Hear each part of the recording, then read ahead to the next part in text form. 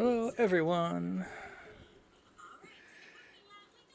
Gerberto, I don't know that you'll ever be redeemed, but we still have the reward, and now it works. I turned the bot on. I forgot to turn the bot on. Oh, I have a bot.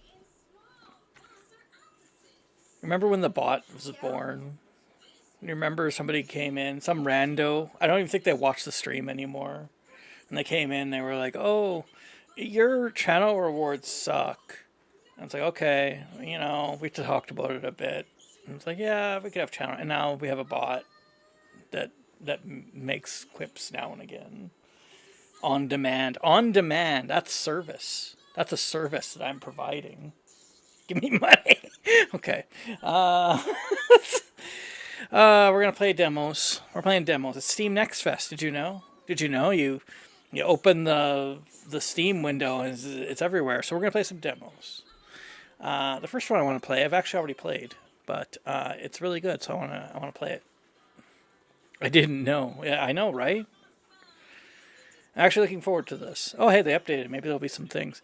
This game is basically Dark Souls, but you're a blacksmith, and other people go and have the adventure, and you just get to like work on their swords. So that's my kind of game. I gotta wait for it to patch. It's very bad when you're downloading patches for the demos.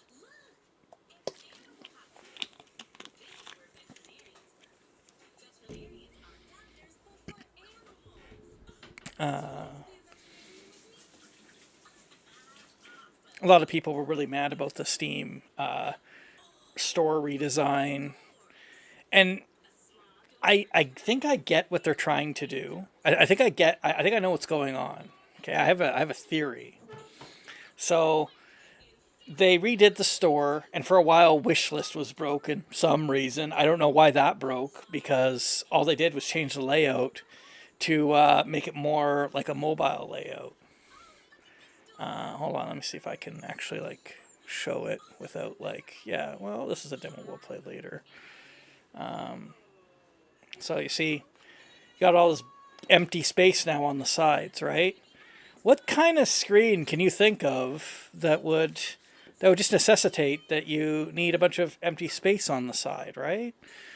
What kind of screen, would require that? I'm not sure, but it's some kind of like vertical screen. And so it's like, obviously this is like a mobile friendly layout on desktop. I don't know why they can't just do what other websites do and have like the thing, but whatever.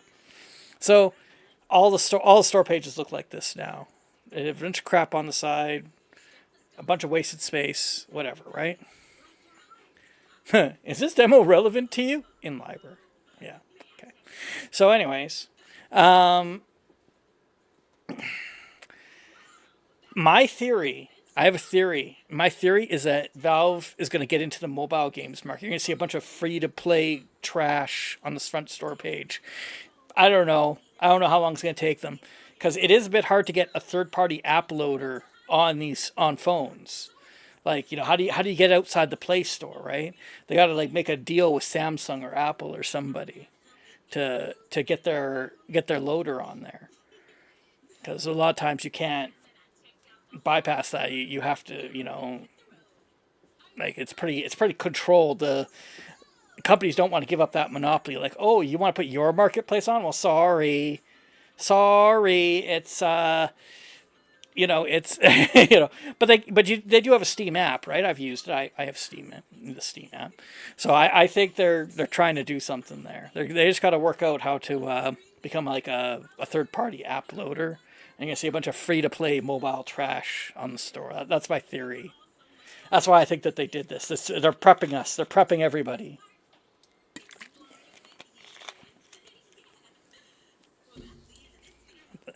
All right, I think the update's complete. Okay. Let me go back here, hit this, and we're gonna play Blade Song. It's the first demo. I'm gonna play. I don't want your analytics. I've done enough for you. I showed your game to like 3 whole people that probably already knew it existed. Leave me alone. So we'll do a new game. Oh, they have You get you can just do creative mode. That's cool. Well, we'll do the new game, and I know it's like it's like a tutorial, and I already know everything. Sounds good. But in the cloying darkness, you writhe. You cling to life by the tips of your fingers. Oh no! A weird dude. Something takes shape in the emptiness, contours of flesh tracing down familiar lines. A withered old woman's face floating before your own. Oh, it's too spooky. When she speaks, she has a rasping voice of a raven. Who are you? A swordsmith? A survivor? A saint? I don't know, man. Woman. I don't know. So this is how you can, they put pronouns in your game. I'm sorry. They put pronouns in the game. Maybe we should just log off now. I'm a dying man. Dying. Wrong. It is not yet your time. The Sundering claimed untold lives, yet you endured when so many around you perished. What did you do to survive?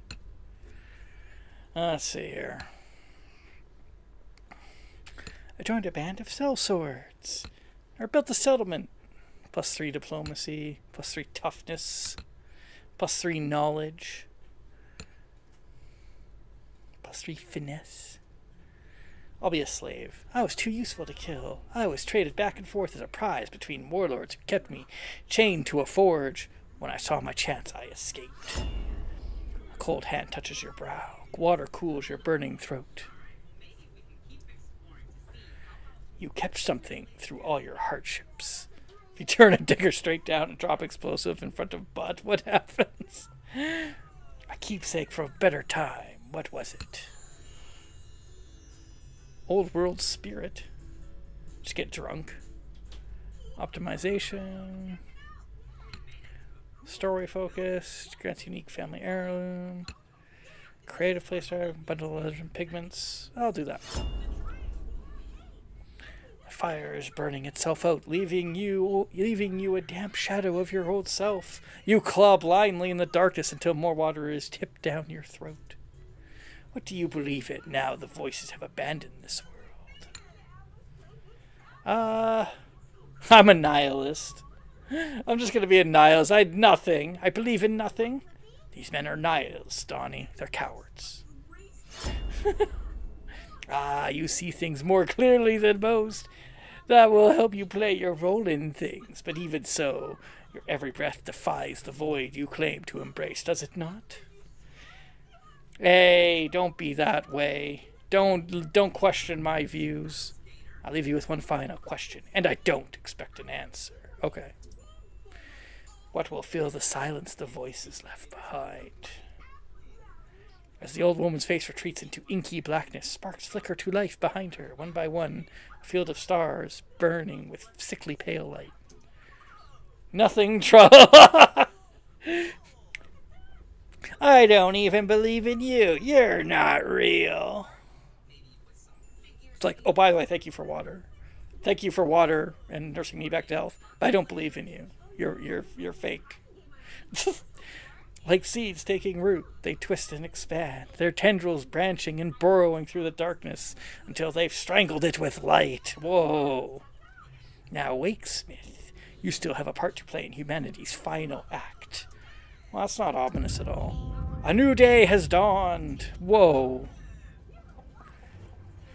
So this is like the story part of the game. You do stuff. You'll see. Your eyes flutter as you regain consciousness. You are faintly surprised to find yourself alive. Either death did not come for you, or when it did, it found you unyielding. Awaken. You sit up, gasping, sweat-drenched. The fever has broken. Get my bearings. You're in a tent. There's no sign of your caretaker apart from a half-empty water pail and a damp cloth on your brow. You peek out the tent flaps, squinting against the sunlight. Outside, as far as the eye can see, stretches the chaotic sprawl of tents and shelters, churned mud and shallow graves. Well, that seems like a nice place. Most of your rations are gone. Your horse was already dying when the fever took you, its body nowhere to be seen. By now it is likely soup. You're on your own. Ah, soup. Want some horse soup? Horse soup. Remember. For a decade you were chained to the anvil and forging weapons for men so evil they could scarcely be called men. You were traded back and forth between warlords, too valuable to let die, until you finally seized an opportunity to escape. Renslow, Vogel, label, unique neighborhood. You just, you're just browsing on like, on like, the for rent website. For rent 10 silver a week. Unique neighborhood. Bustling community. Local services. It's like all in quotes. Unique view of the outdoors. It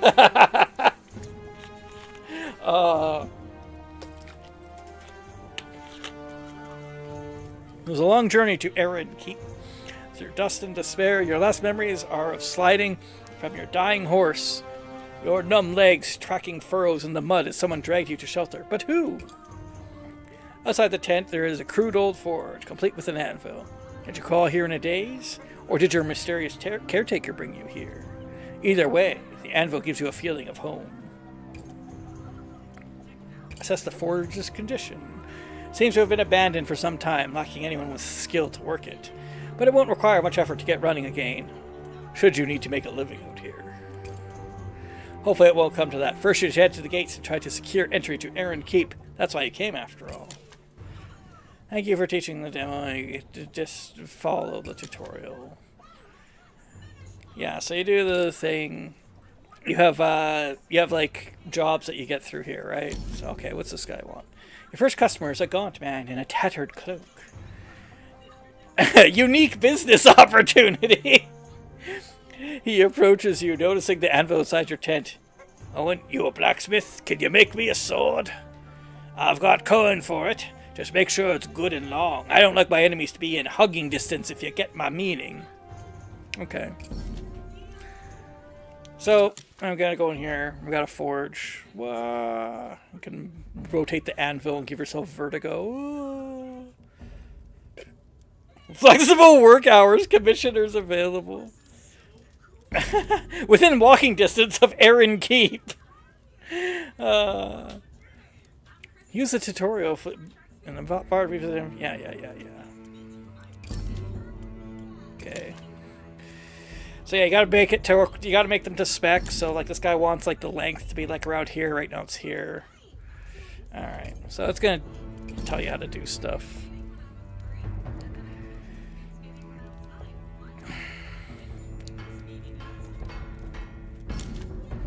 So you basically you're doing blacksmithing. You gotta make the blade longer. You can do harder hits. You can also do this. This is interesting. Just hold the mouse button down. It doesn't do it now. Maybe that was part of the things they patched, but it used to be you could hold the mouse button down and just go boom. It would just take off. So, gotta hammer out the billet. This is like semi-realistic. This is basically how you do it. You would normally do it down here, but you would actually... When you're working a billet like this, you would actually kind of go like from the beginning to the end, kind of. It does get thinner on its own. That's normally you wouldn't be able to just lengthen it like indefinitely like that. So thickness. So now you gotta change the thickness. So, see, as I change it, it's getting thinner now. Normally how you would do this is you would just keep extending it out, and it would get thinner and thinner. You also wouldn't start with a billet so thick. It would actually be thinner than that. But, nerd, shut up.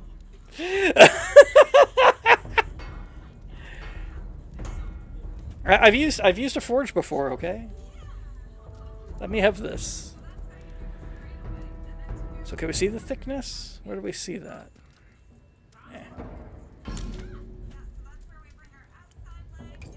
So now we gotta change the width.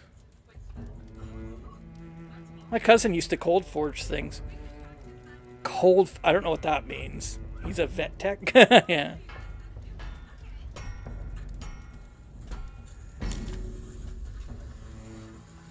And you gotta put a point on because customers don't want a sword with a flat end.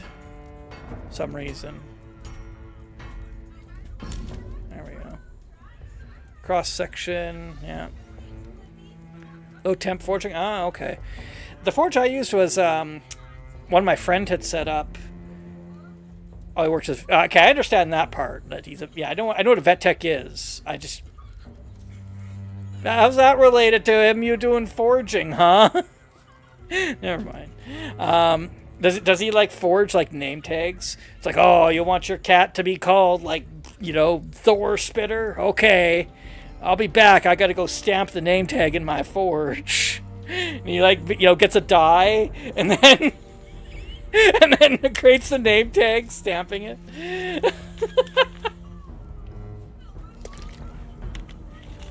Daggers or other weapons, yeah. The only thing I made in the forge was I made a knife, and I still have it somewhere. And I tried to make a sickle, but unfortunately, just as I was getting ready to put the final touches on it, the joint between the handle or the tang and the blade got too thin. That when it came time to heat treat it, it actually it just broke. It just folded in half. It was too thin. All right, let's add the cross section. Ooh, oh no, I don't know, right? You know what really sucked? It was made out of Damascus steel, so it was actually it was all pretty. Had all these little pretty patterns on it. Sucked. Edge is now sharpening. Further adjust the shape of the cross section. Keep hammering until the hexagon shape becomes a diamond shape. There we go. Hilt mode. This mode, you have access to library parts. Select the guard. So, guard.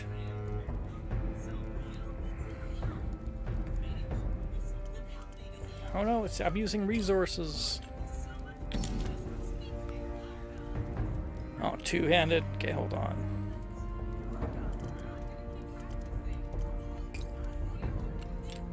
That's a little bit weird. Oh well. That's kind of a weird sword.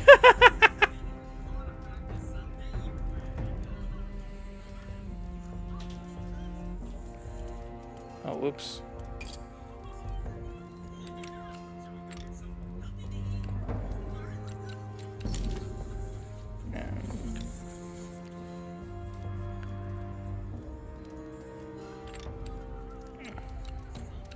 Oh yeah. Different pommels give you different... Okay, hold on. I forgot that this first one's a two-hander. I want a different hilt. There we go.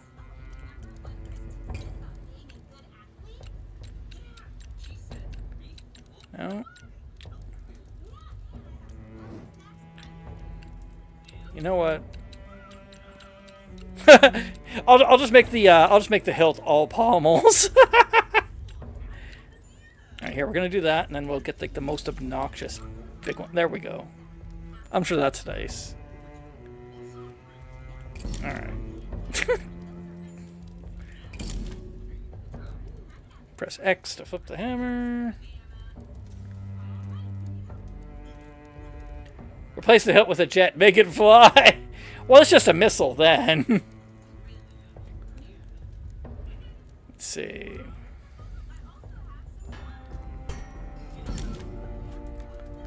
Yay. The most obnoxious. I came here to chill, for God's sakes. No. At that point, it's just a javelin. The man takes the sword, jabs it at his shadow experimentally. A slow grin crosses his face. This should do the trick. Thank you, Smith. Here's your payment. Sure. Congratulations on finishing your sword. Another customer awaits.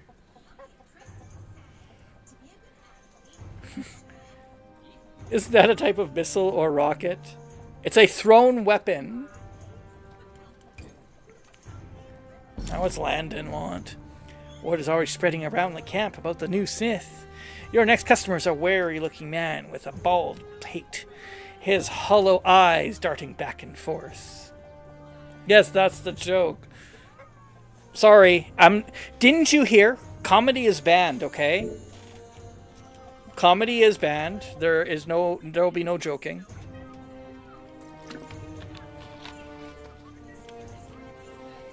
Named because of the weapon pointing throwable. I heard you came down with the wasting fever. Lucky to be alive you are. Anyway, can you modify the sword for me? I scavenged it from the ruins, but it hasn't got enough of a point to it. I want something I can stab into a thief's belly if I need to. He hands you a sword with a sharp edge, but a rounded tip. She hold up to the light. He leans forward conspiratorially. I've only had this blade for 3 days, and I felt people's jealous eyes on it. If they come for it tonight, I want to be able to give them a short stab. Okay. Whatever, man. Look, your need is your own. I believe in the free market, so I'll just do whatever, okay? As long as you pay me.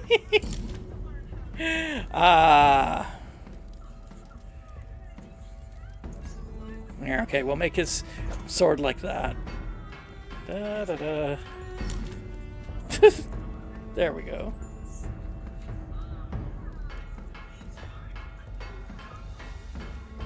Let's just,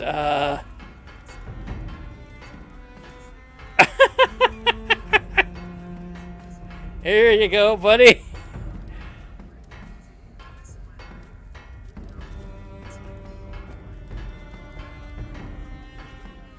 Come on. There we go. Just change it completely.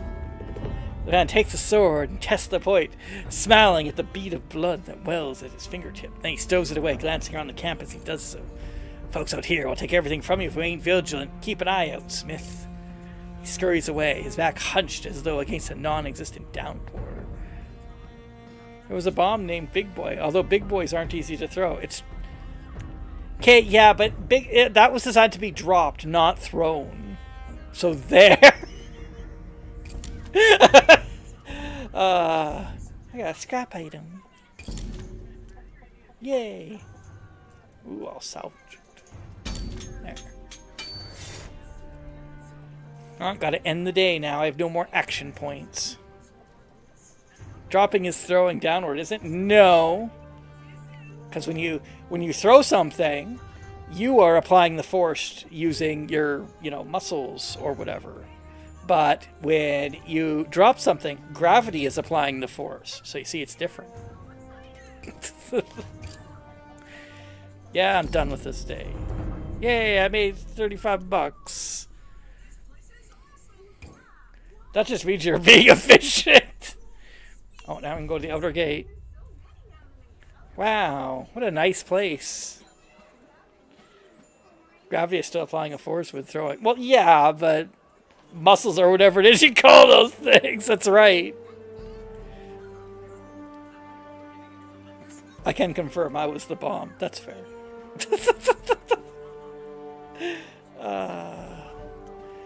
Passage to Aaron Keep is barred by a colossal gate taller than the ship's mast. It was built to withstand enemy armies, but since the masked king's ascension, it mainly keeps out the desperate masses seeking his protection. As you approach, the Portacillus rises to admit a caravan, and chaos breaks out. The crowd swells like a rising tide. Refugees push forward, begging for entry, and the guards batter them back with their shields. The merchant wagons barrel through, their drivers using horsewhips to lash the stragglers out of the way. I'm going to sneak through. You don't get far before a guard grabs you by the shoulder and flings you into the churned mud. Not on my watch. He gazes down at you like a fisherman disappointed with his catch.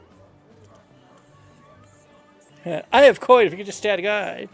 What good is your coin if the masked king has me drawn and quartered as an example to the others? Oh, sure. There we go. That should do it. Well, that's pretty quiet. Jeez. Why are you so different?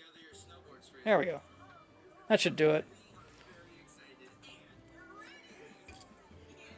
If you ain't a citizen and I don't have a worker's permit, I can't let you through. Simple. Now get out of here, applicant. Applicant. That's a euphemism the guards use to refer to desperate hordes camping at their gate. It's a nicer ring, you suppose, than refugee.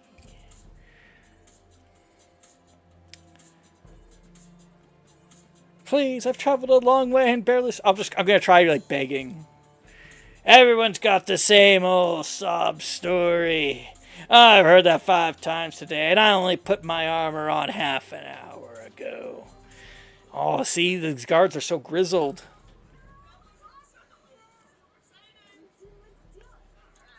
I have useful skills. I'm a blacksmith. Every applicant who comes here begging is a doctor or a master glassmaker or a damned alchemist. You think I was born yesterday? If you're a smith, prove it. If you'll just come with me, I'll demonstrate my skills at my forge. Do you think I could just leave my post like that? Buzz off, little fly. Well, can I examine the barrier? It's only visible in the half-light of dawn or when it pours with rain. A faint shimmer that rises from the walls and captures air in vast dome. Damned alchemist, somebody doesn't like the Atelier series. Oh, my knowledge was failure, just like in real life. Its origins are shrouded in mystery, but the Masked King is somehow the key to its power. The barrier is why so many travel so far to camp outside these walls. This is the reason you came here. Braving countless dangers, the barrier keeps the dangers of the wastelands at bay. Mr. Guard, do you know the difference between throwing and dropping? Throw is what I would do with this rock if you don't let me in, and dropping is what you will do after the rock. Hey, see, there you go. That's pretty good. Oh, that's a good line. All right, we'll go back to the tent. Oh no, my catch of steel's gonna run out or something.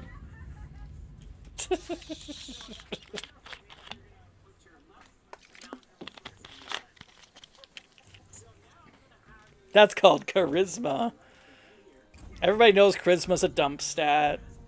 Take all your points out of charisma and put it into, like, math or something.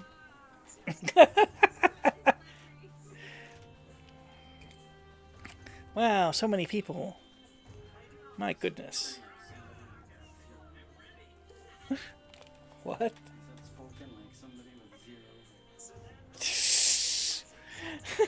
Buffalo DM says, spoken like someone with 0 Riz. Riz negative 50. Alright,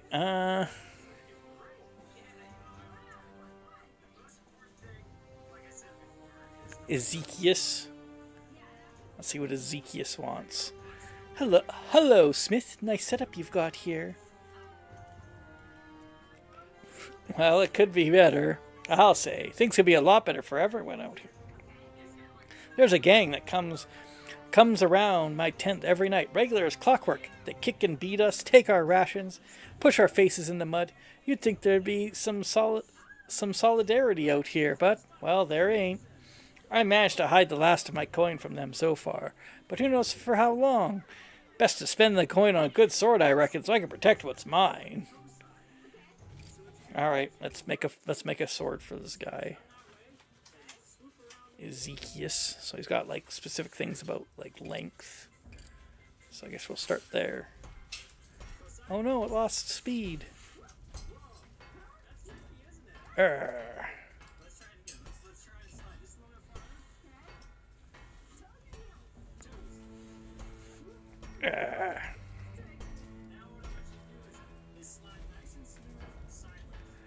Let's see. Speed. So we want to change the thickness. Done. Metal stick equals sword. Greater than sword. I just basically made you a giant metal stick. How's that? Okay, what if I, let's see.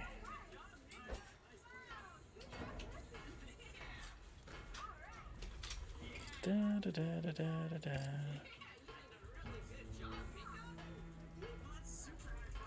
There we go.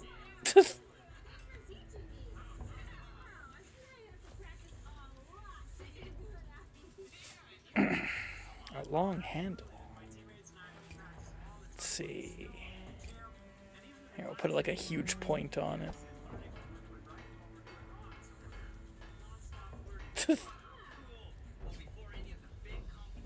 There we go.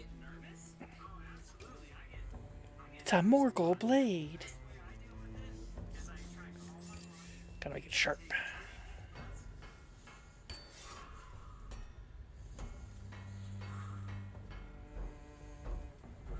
There we go.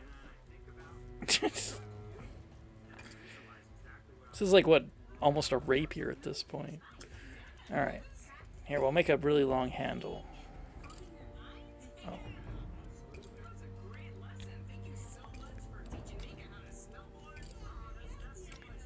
What if I make it like stupid long?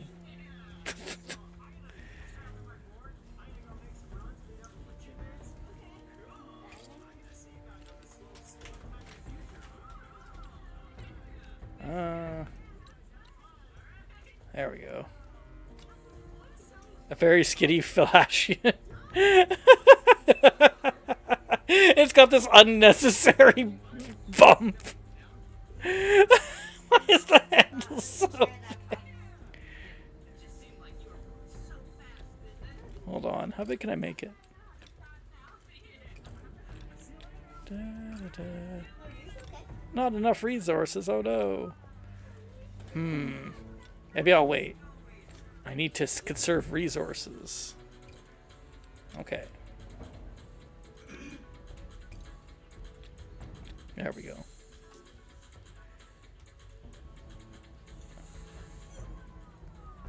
Only wants leather. Smooth leathers. Here, I'll make it a... Oh, hey, we can just make it all different colors. There we go. Ah, just like the color of my homeland. Brown, less brown and red. That's the flag of our camp. Broad point. You want a broad point? Okay. Okay, okay. Here, we'll add another point. But this one will be like right at the tip.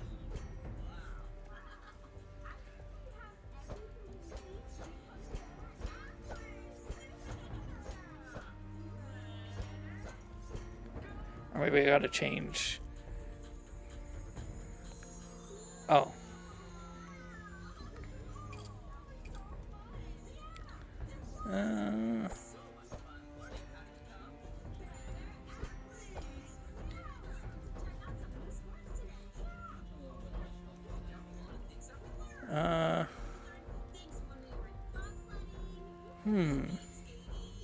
Don't think it's gonna let me. Okay, fine. Garbage that. Go back to here.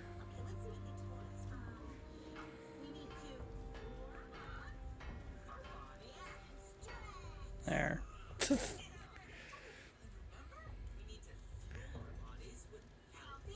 Wonderful. Wow. The applicant stands a little straighter as he tests the weight of the blade. It's perfect. You should see the blunt, rusted daggers those bullies wave around. This'll put some real fear into them. Make sure to show them the handle so I can see the flag of the camp. Thank you, Smith. Maybe my kids will get to keep their food tonight. Basic peening? I already know how to pee. Why would I need this? I don't need a book to tell me how to pee.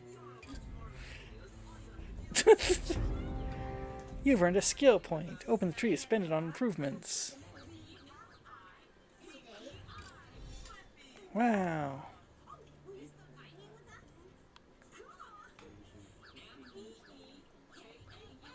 Alright, so I gotta spend it on that. Profile taper to make blades taper in width. Distal taper to make blades taper in thickness. Exciting. Da, da, da. Oh no, I don't have enough action points for these ones. Isolde, or Brucka. Brucka. A lank-haired woman slides up to you, her fingers plucking nervously at her shabby coat. Thief. I don't know if you heard these accusations flying around. People lose things and pointing fingers at innocent folks. Honestly, if you ask me, they're just careless. But your name is literally Thief, okay? I mean, I'm sorry, people are just gonna get suspicious. She hesitates, running her tongue over her upper lip. I just need something for protection, you understand? With everyone so worked up about their missing valuables, which I know nothing about, well, a girl needs to feel safe. I don't know if I should work for a thief. Thief? Who said anything about a thief? Your name is literally Thief. That's your name. It's Procurer, not Thief. It's materials reallocator to you.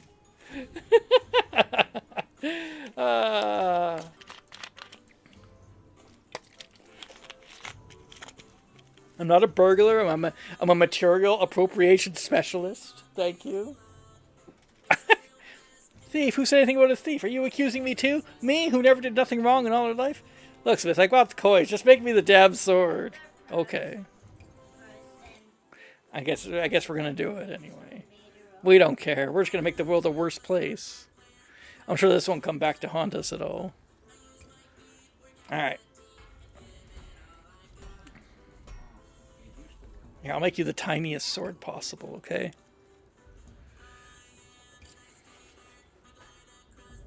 Oh.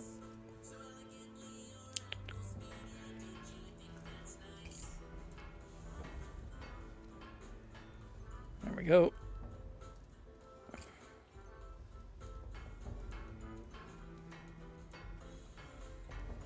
A rondel? Is that what it's called?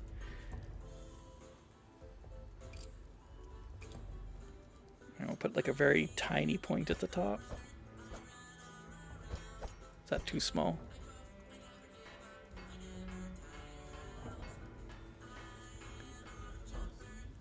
There we go. And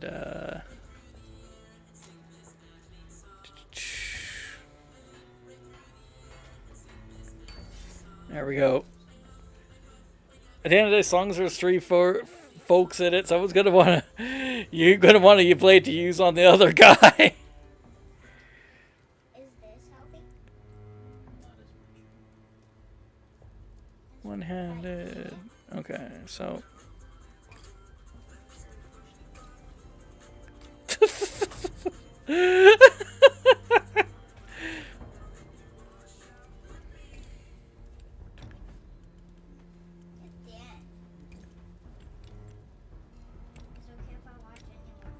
what? Let's see. There you go. Oh no, you want crimson.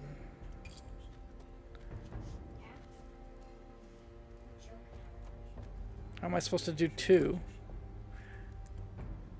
I can't even make a wood pommel. Oh, I can. There you go.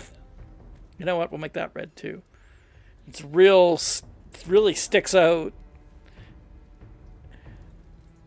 The rondel is a dagger with a pommel large and flat for medium thrust. Ah. Okay. Too bad I can't just make the sword leather too. Here's your leather sword. Please don't rob people again. Used to kill armored knights. Ooh. Alright, here we'll make the point a little bit longer. That's not a regular point yet. Not too narrow, not too broad. I don't know. Do I have to change the thickness?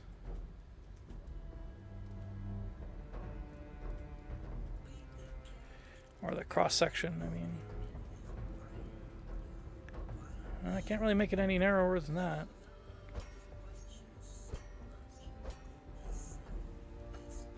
What if I,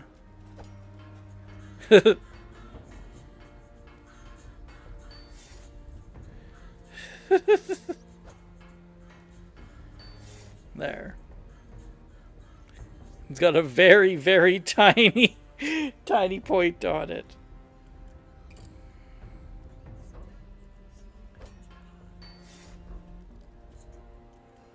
Huh.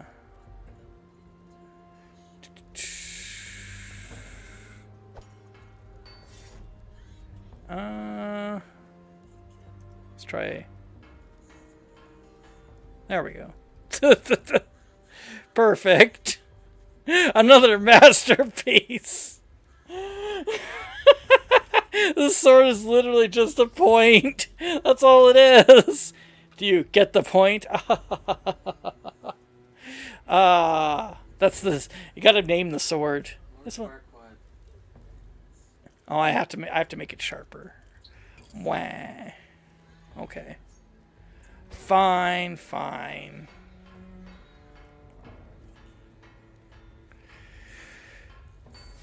There.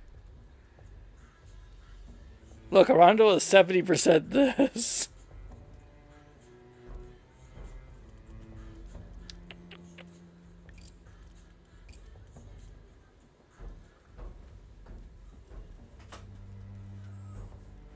I need to make it thicker, I guess, or make it wider. And then do the cross section? No.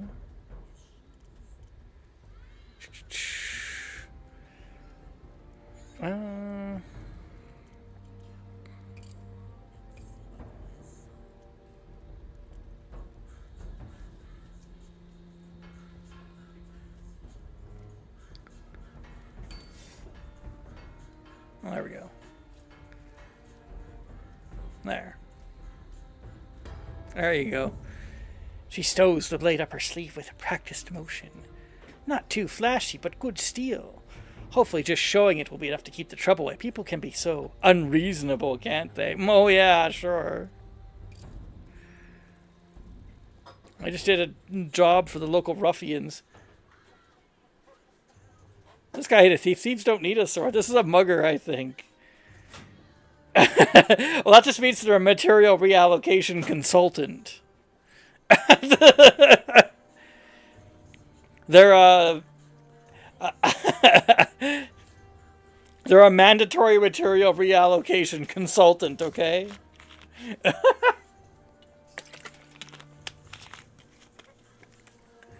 Alright, gotta end my day.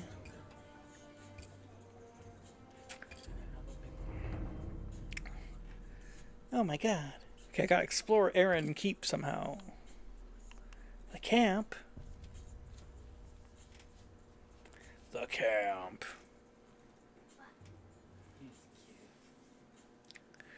Outside the walls of Erin Keep, desperate souls gathered in makeshift tents pleading for entry. Scavenge for food. The tragedy of the applicant's camp is indescribable. So is the smell. There are no sewers out here, and not everyone bothers to go to the outskirts to use the latrines. Well, that's fair. Tucked away from the squalor, you find a pocket where the desperation has completely taken hold. Children are playing in the mud. A few scrawny chickens peck at the ground, miraculously uneaten, not for long. As you peck your way through, the wary eyes track your movement from the tent flaps. Some call out to alert their neighbors to the presence of a newcomer. At the center of this little commune, you find a family crouched around a huge cooking pot, simmering with meats and scrounged vegetables. A little girl tosses a handful of wild herbs into the stew. Your mouth waters. A mother and father, a gaggle of children, a grandmother with a face like an ancient apple. Even a dog rolling its back in the dirt, tongue wagging. They're rough-looking sorts, filthy and gaunt, but you're not exactly presentable yourself these days. As you get closer, the man twitches aside his cloak to reveal a heavy wooden club. His wife's hands dart to a dagger in her belt. The dog snarls, heckles raise. They all look at you carefully, awaiting your next move. Give me your food. Don't make me ask twice. Oh, wow. I actually succeeded that check. The man looks you up and down. His eyes hard and cold. With a bitter twist of his mouth, he lowers his head. I just assume this is Clifford Kemp. You're going to remember me. I eat up and be gone, damn you. I scarcely have enough to feed my young'uns. He hands you a bowl, slopping some meaty stew into it so viciously that some splashes across your hand. You tilt the bowl back and gulp it down greedily.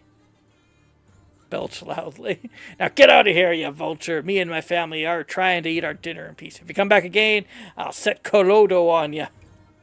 The dog snarls at you, froth at his muscle.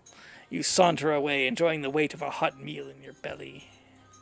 Introduce yourself to the neighbor. Oh yeah, just come back. Hello, by the way, I'm your new neighbor.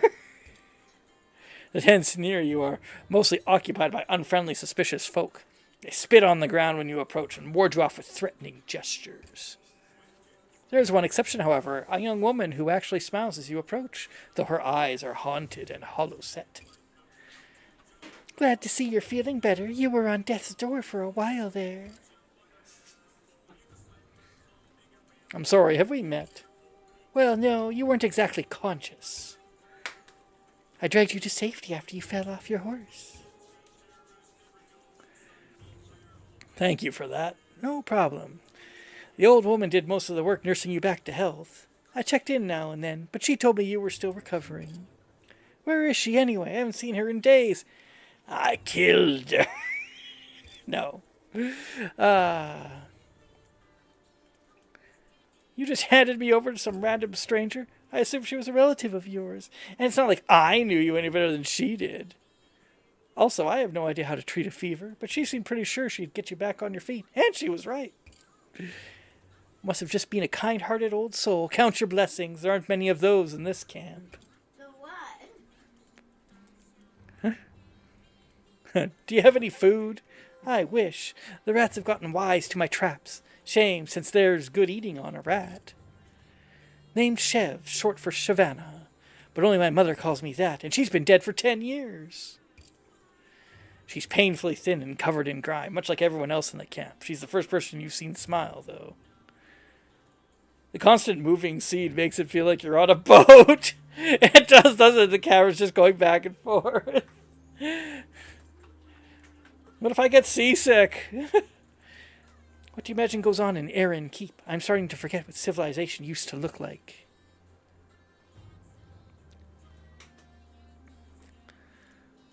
As long as it's better than here, I don't care what it's like. I hear that. She lapses into silence. Somewhere in the distance, a scream rings out. You both try to ignore it. Do you know anyone selling materials I could use for my forge? I heard someone say there's a scrap peddler in the Lost City selling all sorts of things. After being treated, what? You didn't bring me to a licensed doctor? How dare you? Ugh. God, it's like that frickin' Space Station 14 moment where I, get that guy, I heal that guy, and then they just complain to me, and you didn't use your epinephrine fast enough. This is not a good medicine job. Like, you're alive, aren't you? You're here, aren't you?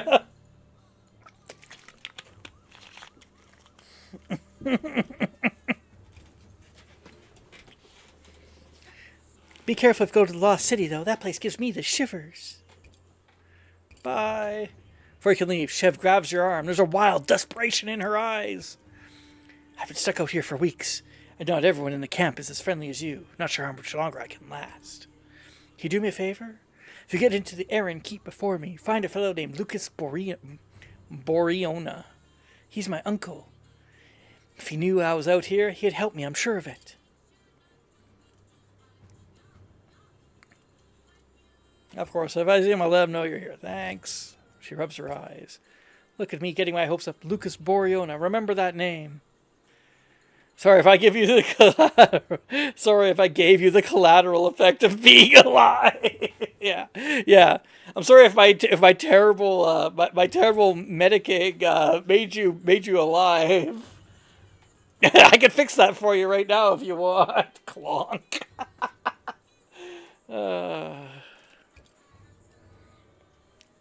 Look around the camp. The camp is an appalling spectacle, an ocean of mud and flies, with gaunt men and women scraping a living amid the filth. Not far from your tent, recent rains have swept away the soil on a mass grave, exposing glints of yellow bone. Only the rats are well fed out here. You climb into your bedroll, enjoying the rare feeling of a full belly. You offer silent thanks to Bennett Munder and his clan before the sleep steals you away.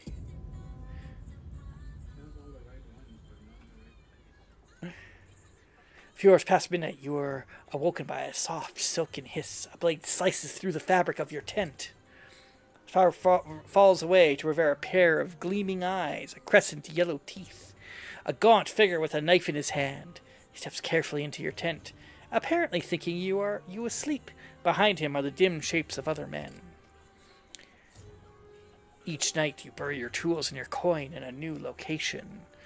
There is not much in the tent they can steal, but they don't look like the types who will be happy if they don't find anything worthwhile.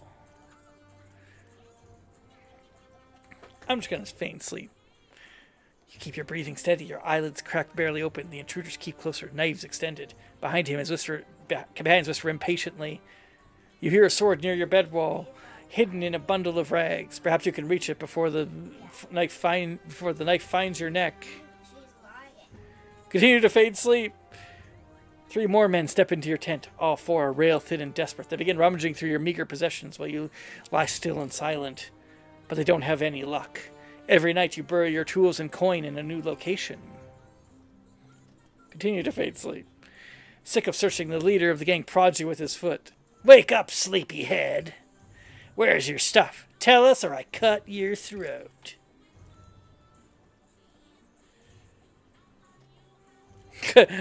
Stop waving that toothpick in my face. You think you scare me, you scrawny runt? Toughest failure. The thief laughs, waving his dagger in your face. Try me, Smith. Doesn't matter how tough you are when you've got a knife in your guts.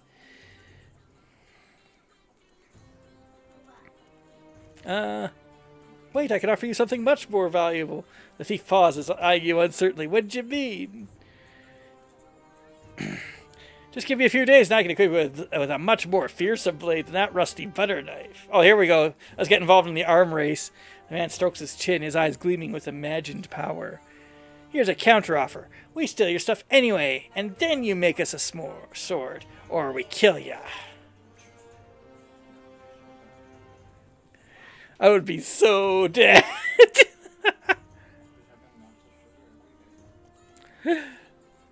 I gotta hit him with like the salesman. You gotta use the salesmanship, right? Imagine a sword, perfectly balanced, razor sharp, molded to your grip.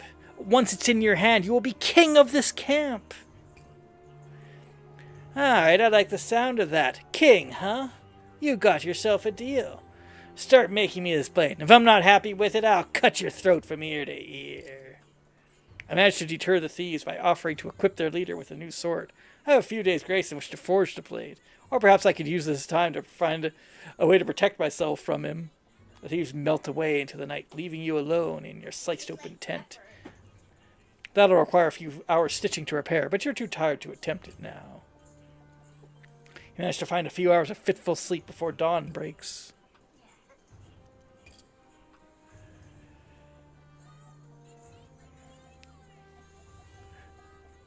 Thief. This morning, a man you recognize all too well lingers by your forge. In the light of day, he seems much smaller and scrawnier than last night, but the rusty knife in his hand looks as deadly as you remember. He is flanked by his equally unpleasant companions. Well, Smith, just here to make sure you remember your promise. I want a blade, a proper one, or else we're gonna have a problem. I can't make the sword. Our deal is off. I'm working on it. You better be. I'm going to be back in a few days for my sword. If you disappoint me, I'll put you in the ground. Whoa. Alright, let's do this. I mean, I'm already equipping one thief. I might as well equip another one. Who cares? Let's get involved in the arms race, okay? We're going to turn this to our advantage.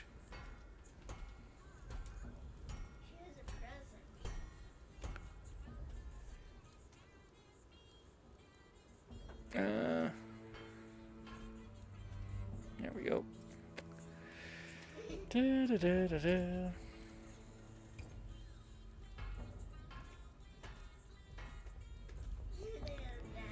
Let's see. What do I want to do with this guy's sword? I wonder.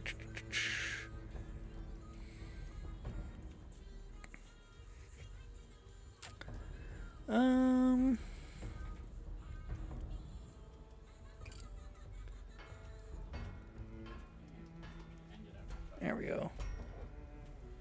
Let's see.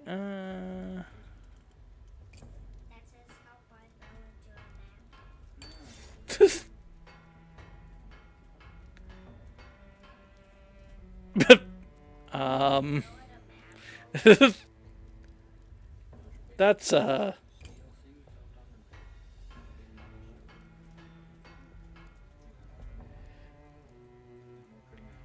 if I was you, I would do the blade and then use his intestines as the sheath.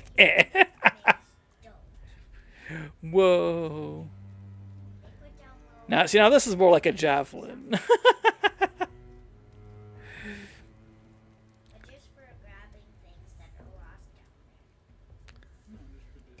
Let's see.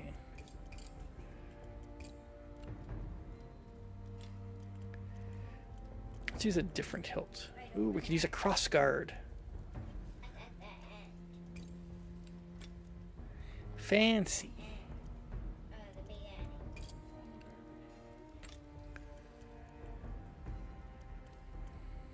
Let's see. Gotta use the red.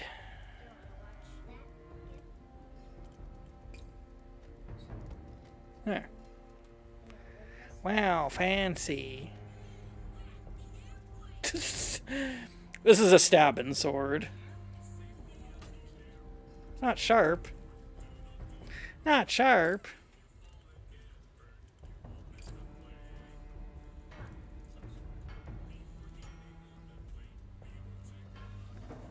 There, it's sharp now. Whoops. What do you mean my blade's not sharp? It's plenty sharp.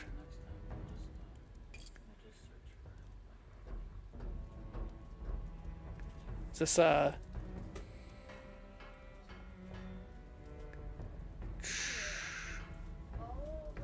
It's so sharp.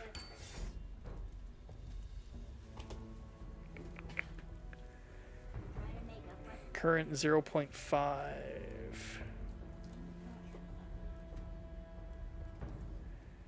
Let's see.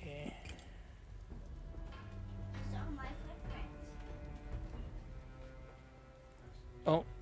Maybe I gotta... There. There we go. The thief snatches a sword from your hands, makes a few practice swings, gritting wider with each slash. Now this is more like it. This is a real weapon. Goen's gonna mess with me now. He points the blade at you, grinning like a cat with a mouse in its claws. You did good work, Smith. Real good work. Just remember our deal. That sword squares us. You kept your word, so I'll keep mine. No more midnight visits from us. But if I were you, I'd get real careful about who else I make blades for. Wouldn't want anyone getting ideas about their station, if you catch my meaning. He swaggers away, the sword resting over his shoulder, followed by his pathetic entourage. Oh, and they still paid me for some reason. Yay. I got a skill point. Sword part scaling. What's this one? Advanced cross-section controls. Asymmetrical blades. That sounds like fun. Okay. Let's do some salvaging. Salvage some old tools. Salvage a wagon wheel. Are you done for the day? I'm done for the day. Yay!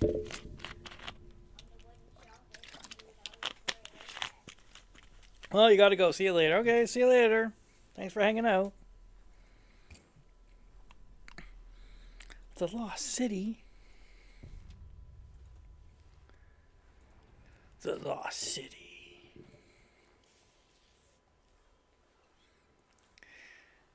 Not all of Arran Keep was granted the Masked King's protection. In centuries past, the city spilled beyond its ancient walls. Now the barrier which traces the wall's course has left these outer areas to the mercy of the wastes.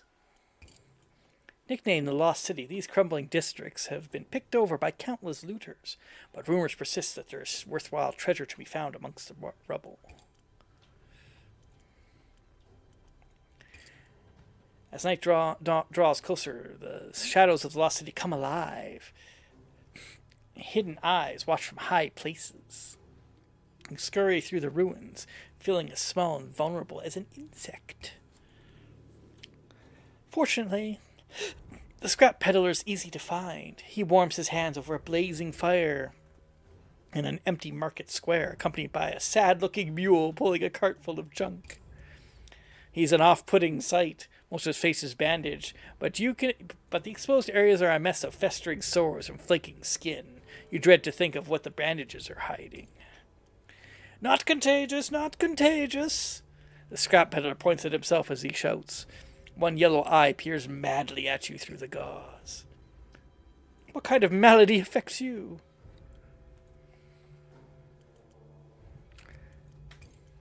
Not contagious, I swear, is it? He doesn't seem to fully understand your question. Taking a look at him, his disease looks like either leprosy or a terrible skin condition.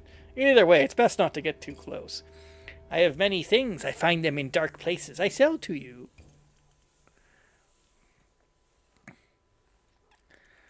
What do you sell? Many things. Much to be found for those who know. Can I see your wares? But it's too dark. The dark time is for taking my favorites, not giving. Come back in the daylight so you can see what you are buying, yes? I shall come back to visit the scrap peddler tomorrow during daylight hours. The option will be available from my forge. How'd you find all this stuff? The dark places call to me. I find forgotten things there. He points vaguely downwards. The mule retches as though ready to expire. Oh no! Don't take this the wrong way, but I'm surprised no one has killed you or stolen your goods. Ha! I'm good at hiding. If found, I cough and sputter and pretend to be contagious. The bad men run a mile.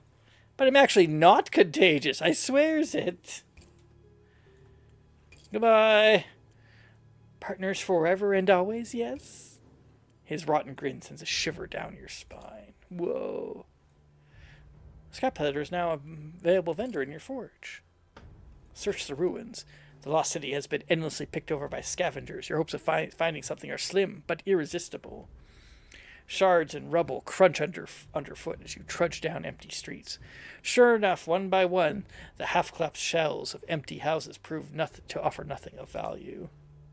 Venture deeper. You find a temple tucked away from the main thoroughfare, its entrance cleared of rubble. The interior is largely empty, except for an altar splattered with dried black blood. A slice of sky peers through the crack in the dome above. As you walk through the temple, you notice a coil of incense twisting up from the steps leading down to the crypt. Somewhere below you hear barely audible chanting. Ooh. A profane scene greets your eyes. Candles at precise points around a chalked sigil surrounded by a dozen robed figures with their hands raised. The air itself thick with purpose. The chanting stops. They've seen you. I don't mean you any harm. The robed figures silently surround you, grabbing and pulling. When you struggle, fists rain down. One of them draws a dagger and slashes you across the shoulder, leaving a nasty wound. Break free. Toughness. Success. You tear free and make a break for it. Half running and half staggering, you flee through the blasted streets while robed figures pursue you. Finally, you duck into a ruined pub and hide amongst a thicket of weeds. The road figures run past without a second glance. You are safe for now. Hobble home, nursing your injury. You hurry back to camp. Unlike the lost souls cramped among these black ruins, you still cling to the hope of entering Arran Keep. I'll do one more day and then we'll switch games. Huh? You wake up with a groan, every bone aching. You've treated your wounds with a staunch moss, but the blood soaks the bandage. It's going to be a tough day. Yeah, so I can visit the scrap peddler. Make your way through the lost city, the harsh daylight throwing the ruins into stark relief. The sound of your footsteps echoes eerily in the crumbling silence. At last you reach the scrap peddler's square, a rubble-strewn market plaza reclaimed by weeds. The peddler perks up as you approach, his one visible yellow eye widening with excitement at the prospect of a customer. I saved the prettiest trinkets for you, yes? Survey his wares. I got 155. Sell that. What do you got? Saddle brown? Sure. Twisted steel. A minor sword part book teaching the following sword part. A few other a bunch of pommels. I wonder what a quillion is. A quillion. More pommels, guards. I don't know, I'll buy that one. Need wood. There we go. There we go. Fantastic. Scrap peddler dances around excitedly, his bandaged hands fluttering over his collection. The mule retches pitiably. Goodbye. You nod curtly to the peddler, eager to be on your way. Tell your friends of me. Tell them I'm not contagious. Not at all. Well, this depends on what friends, doesn't it?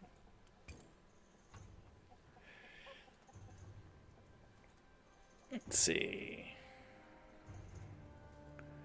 Andro. A grizzled man limps up to you, scratching his scarred jaw with a dirt black fingernail. I'm after a weaponsmith. Now listen. I know a good blade when I see it, so don't try to fob me off with a half-hour's jarb. Wow.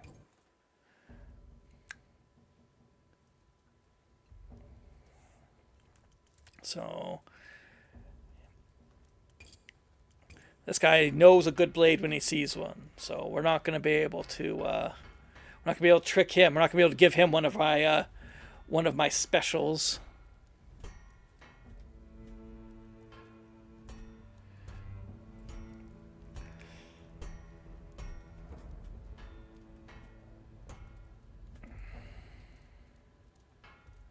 I'm going to make it really long. Alright. So we have really long. Let's change the thickness.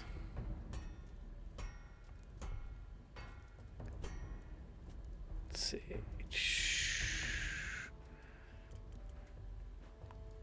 A narrow point. What's this thing? I'll switch the enchantment direction.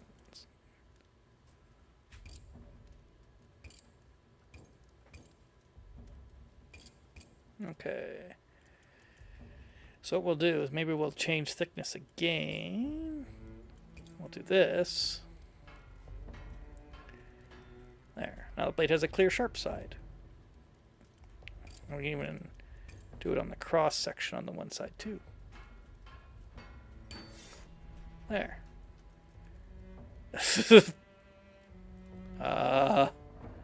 Yep.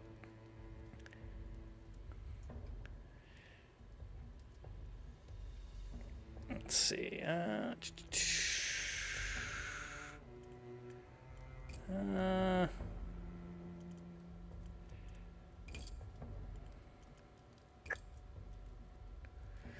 What if I taper the width? Now I'm just messing around. That reduced its sharpness somehow. There.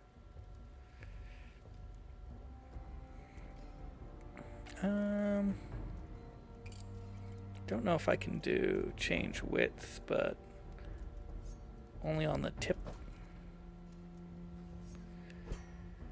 And no,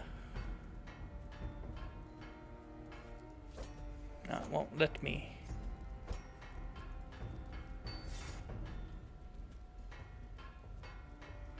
Oh, because the taper width? What if I just get rid of taper width? There we go. What? Okay, I have an idea. That's pretty good.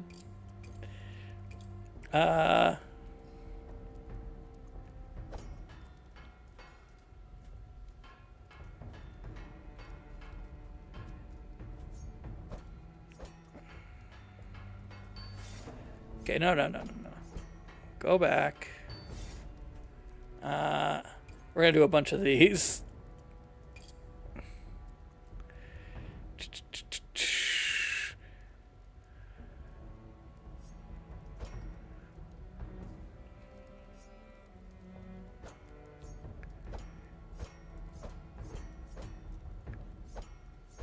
Come on.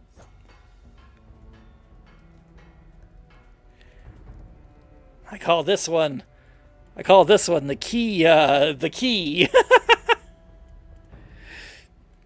Let's see. Let's do another, width.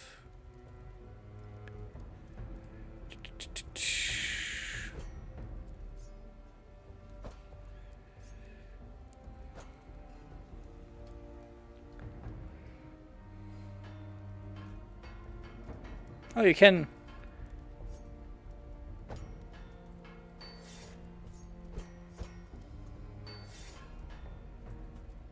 Let's see here. This guy knows a good sword, okay? So we can't mess around.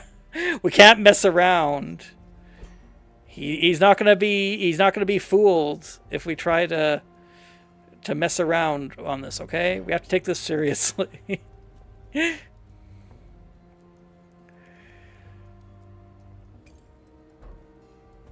Okay, so let's see.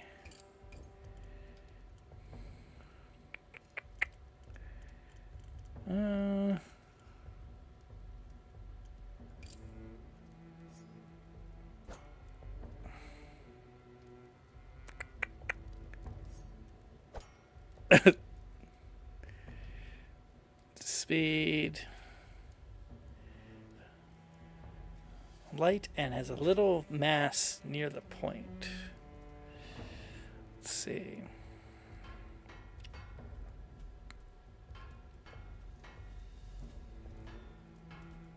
There we go.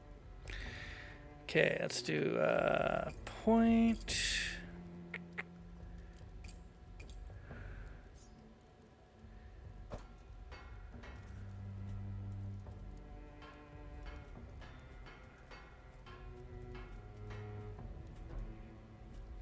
Point. Wonder if I can do it asymmetrical or not. I might not be able to. Yeah, I don't think I can. Okay.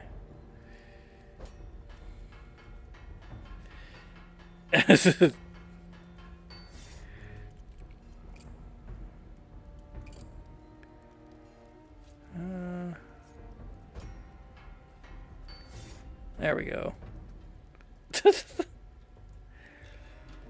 I gotta get speed, which means I gotta take mass off of it somehow.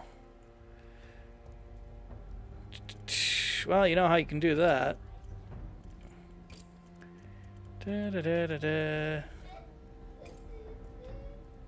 Let's go.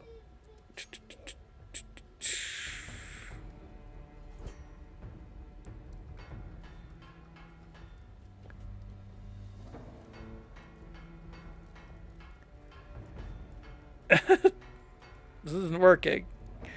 Can I just make it thinner? That would probably help.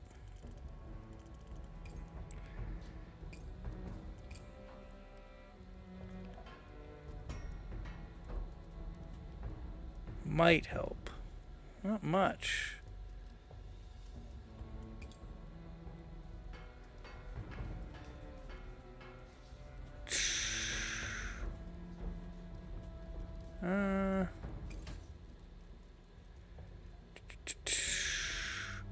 Let's see. What else could I do? So one thing I can do is just reduce the length, I guess.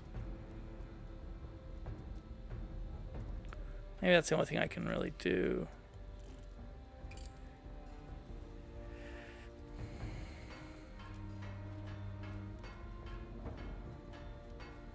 I'll just rebuild the key part. Yeah, that's helping, but not enough. Okay. Can't really make it any thinner than that. Here, I'm gonna remove all these. I gotta rebuild the key part. Move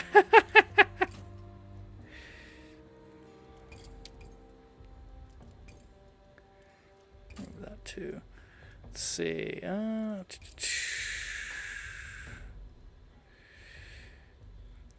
wait. Light sword. It says it's very light right now, so I don't know. Maybe we could. There we go.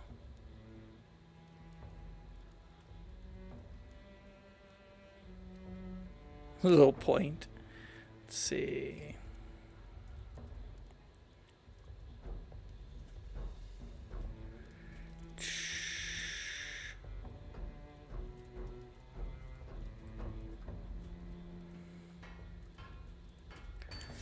Little bug there where it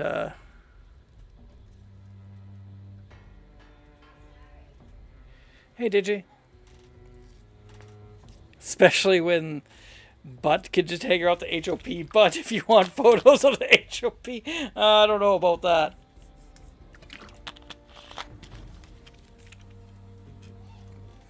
Alright, I'm gonna go back to doing it this way. Gotta find a way to get the speed up.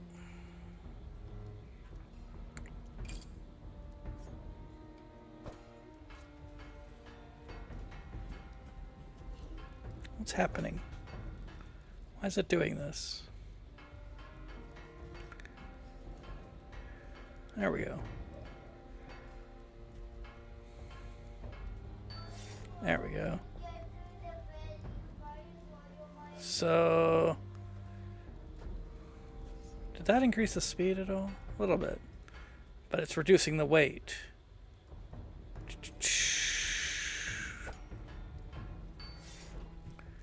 Alright. Let's add some parts, and then we'll see if how that helps the speed. Doesn't really do anything. Twisted wheel. Ooh, fancy. So that helps the weight a little bit. A little fancy. So I guess that's what a quillion is. Quillion. A peen.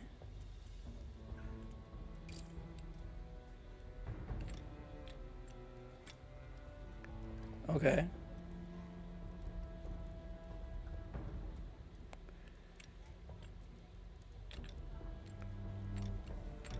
I can just add those anywhere? What?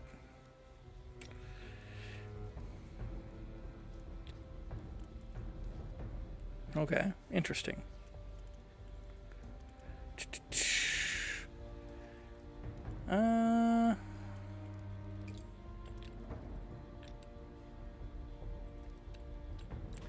Any of these adjust this? Not really. Not really. I'll go with that. The lion's head. A little hook. Oh my goodness, that thing is a little bit crazy. I'll go with that. Okay. Well, it's the pommel work done, I guess. Rusted lamb leather wood. Wow. Alright. Still got to figure out how to get the speed up. I was hoping some of that stuff might do the trick, but it did not.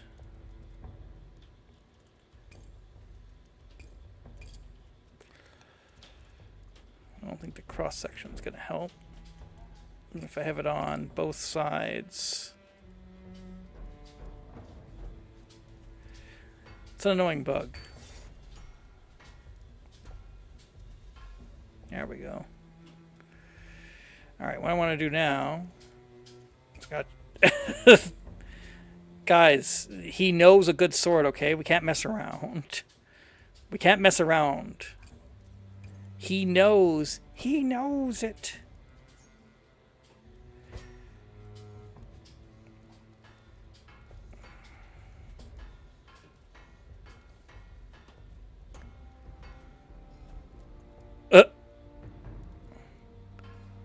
Oh, I want to change width, not thickness. Thickness. There we go. Let's see.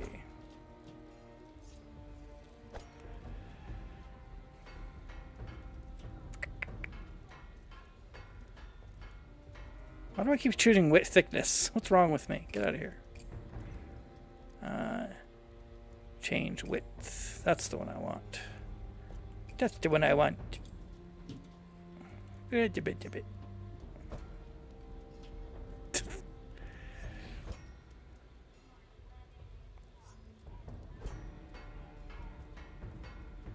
Oh no. There we go.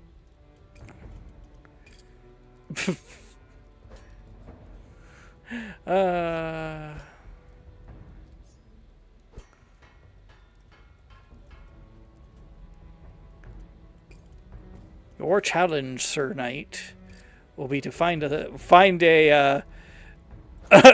keyhole. Maybe the keyhole's in your guts. It might be.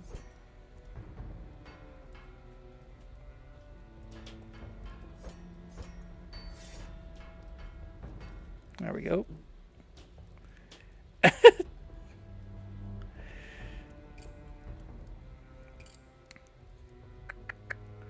Da, da, da, da, da. Come on. Let's see.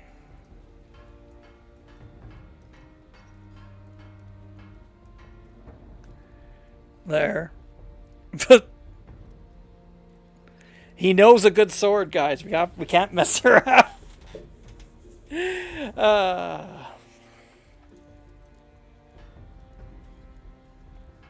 There we go. There. Perfect. He takes the weapon with a practiced grip. His confident stance and well-drilled movement speak of some military background, perhaps. Fair enough, Smiths. Hats off to you. Not a bad job. Yes. Yay, I did it. So yeah, I don't know. This looks like a good game. I'm excited for when the full version comes out. But I'm going to stop here, take a 15-minute break, and I'll come back and we'll play a different demo. We just play demos. That's what we do. Let's see. Get our timer out. And we'll do a 15-minute break. Hey, not like that, friend. Not like that. Come on. This is a cute game. There we go. Fantastic. Okay, I'll put on some music in a minute.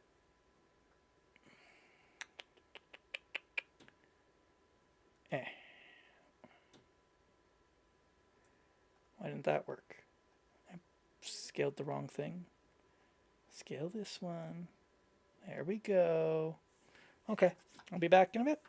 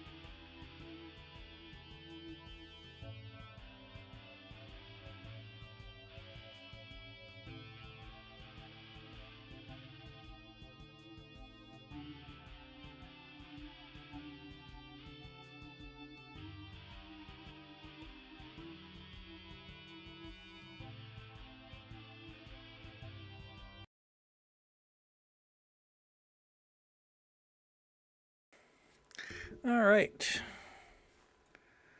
We're all done with that. Okay. Quit that. Yeah. Okay. Gotta give you the ad after you quit the game. So now we're gonna play Star Trek Voyager Across the Unknown. I found this on the store like I don't know a month ago. It's just it was just like an in development thing. So I don't know what kind of game this is like. I actually haven't tried this demo yet. It just released today, so but I'm like I like Star Trek. So I'm sure that somebody can make me dislike it by making a horrible game about it, a horrible cash grab game. Let's see. Am I in there? Gotta go with epic. I want the best graphics ever, okay? I want these graphics to be better than the frickin' I don't know. I want the graphics to be so good that's like from here to the Delta Quadrant, okay? Sounds good. Wow. There it is. Oh my goodness. My frames. Oh well, it's fine. Do you remember this ship? I remember this ship. Alright. You are the captain of the Federation starship. I'm Janeway. Manage your spaceship and crew. Plot a course through the procedurally generated. I didn't have a chance. A new ship, a new crew, a new mission. Today we embark on a mission to locate the Maquis vessel which has disappeared in the Badlands. Yep. Starfleet intelligence believes these terrorists have acquired dangerous new technology. Yeah, probably. My chief of security, Tuvok, is undercover aboard the ship, and I haven't received communication from him in over a week. They couldn't even get Catherine Mulgrew to do this. The Badlands are treacherous. I can only hope he's safe. In the meantime, I have a starship to prepare for launch and a crew to assemble. Speaking of which, our final 2 crew members just arrived. Ensign Harry Kim and Tom Paris. Whee! Seems I have a few introductions to make. See, but like... Gentlemen, welcome to Voyager. See, it's Captain Janeway. She looks different. Why does she look different? Who's this lady behind here? Time to destroy the caretaker! Alright, once again! Yeah. Okay, there's some problems. This doesn't look quite right. And my frames, it's fine, whatever. Alright. I can continue or I can skip to a choice. And they're the same button. Okay. Ensign Kim, you're fresh from the academy. Ready for your first deep space assignment? Reporting for duty, Captain. It's an honor to be here. I hope to live up to your expectations. I don't think Kim was actually a bridge officer until after, like, a bunch of the crew died. Whatever, who cares? Ensign Kim, I trust you've already met Tom Paris, our esteemed observer, former Maquis pilot who has helped us in search of the Badlands for the Maquis vessel. Tom Paris, with all due respect, ma'am, observer is hardly a title befitting my talents. I'm the best damn pilot in the sector. Call me pilot extraordinaire, ensign. I don't recall that this is how they met, but okay. The Maquis, wow, I heard a lot of stories about them. Yeah, me too. I watched like lots of Star Trek episodes about them. Relax, I was with the Maquis for only a few weeks before I was captured and sent to a lovely little penal colony in New Zealand. New Zealand. I think it was wasn't it like in real life, like before it became an independent like country, it was a penal colony as well? Or am I thinking about something else? Like, didn't the British used to... No, I might be thinking of Australia. I think they both were. I don't know. There's some research I gotta do there. I gotta... Prison... Yeah, Kim says friggin' scam. Whoa! I didn't know you were a hardened criminal. It was a rehabilitation colony. Enough chatter, gentlemen. All hands, this is the captain. Report to your stations. Helm, take us to the Badlands. Maximum warp. Okay. Here we go. Whee! Yep. that sure is the Badlands. Into the Badlands. The Badlands, a treacherous region of space where violent plasma storms can cripple even the most advanced starships. Captain Janeway observes the swirling chaos from the view screen. A subtle smile playing on her lips as she's ready for the challenge. Sensors are picking up no other vessels in the system, Captain. It's your time to shine, Mr. Ferris. Any idea where your former colleagues might be hiding? Wasn't exactly Maquis of the Year, Captain, but they did prefer underground bases, remote planets, and something. See, they're kind of like playing Paris as too much. And also, why does he look different? Why does he look weird? He looks like some weird old guy. That's not Tom Paris. And why, and like kind of like playing him up a little bit too much, you know? It's like he's been exaggerated, but then it also doesn't match his. That's his dad. Now, that's not Admiral Paris. Admiral Paris is a different guy. Captain, I don't mean to interrupt, but I'm reading a coherent Tetrion beam scanning us and a displacement wave heading towards us. A colossal wave of turbulent energy surges towards Voyager, its power dwarfing anything the crew has ever seen. With no time to analyze the threat, emergency measures are initiated. Red alert, helm, evasive maneuvers. No effect. The wave will intercept us in 5 seconds. Brace for impact. What is going on? Oh no! Aftermath. As the crew regains consciousness, they find their bridge in total devastation. Twisted metals, sparking consoles, and injured crewmates paint a grim picture. What just happened? Is this Voyager? This is Star Trek Voyager Into the Great Beyond or something. I don't know. The title's on there somewhere. It's a computer game about Star Trek Voyager, kind of. Except everybody looks different for some reason. Damage report. Major hull and deck damage. The transporters are offline, and we've receiving casualty to reports. What? Bridge to sickbay, Doctor. I've got injured crew on the bridge. Doctor, damn. Captain, we're losing systems across multiple decks. The deuterium tanks are empty. Warp core's gone to gray mode. We're on reserves, barely. Oh my god. And there's this giant beam sticking down over the bridge, and all the railings are messed up. Oh no. We're gonna get through this? Mr. Paris, take the helm. Scan for the nearest source of deuterium. Welcome to the 1999 shareware. Yeah. Oh, by the way, the graphics are set to epic, okay? We've gone to plaid. This is epic graphics, okay? This is the best graphics. Nobody's got graphics that are this good. You really do feel like you're in the Star Trek universe itself, okay? External sensors are offline. Stellar cartography must be down. Voyager's blind, Captain. Janeway Engineering, we need stellar cartography back online now. Welcome to the tutorial. You got Megabonk? No, I saw that on the store page. What is it? Is it any good? Click on the question mark icon 1 on the left screen to revisit any tutorial screen. Yeah. So additional tutorials will not pop up during gameplay, but automatically appear in tutorial lists. Check out the new tutorials now. Oh, here we are. Okay, activate a room. Activate stellar cartography. In the lower left part of the ship to activate it. It's menu by selecting the room and switching on the power supply. Well, that seems pretty easy. Boop.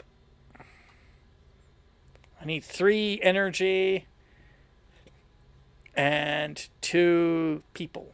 Do I have that? I got 20 energy and I got 36 people. It's like Vampire Survivors in full 3D with no limits, so it's like AI. Oh, I think you you were mentioning this last time. I didn't realize that was the game. Captain Sensors picking up something out there, but what Harry's trying to stammer is that we're not in the Badlands anymore. Oh no. It's the caretaker array. What's that thing? Where are we? If our sensors are working, we just jumped over 70,000 light years into the Delta Quadrant. Yep. The Delta Quadrant? How? Captain, life support systems are failing. This array will have to wait. Mr. Paris, take the helm. Find us a deuterium source. Scan points of interest, marked with the white question marks to reveal resources. Okay.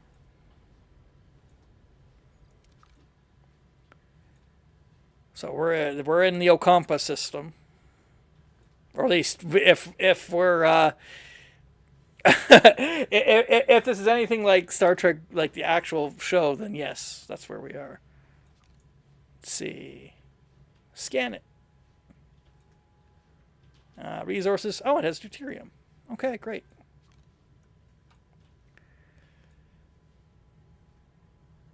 Well, is that not enough? A shipwreck. Now we can get the deuterium.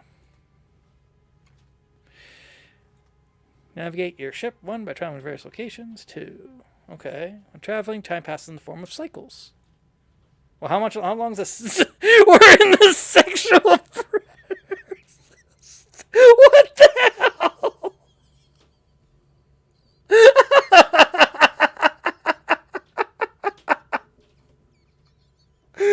Oh, God.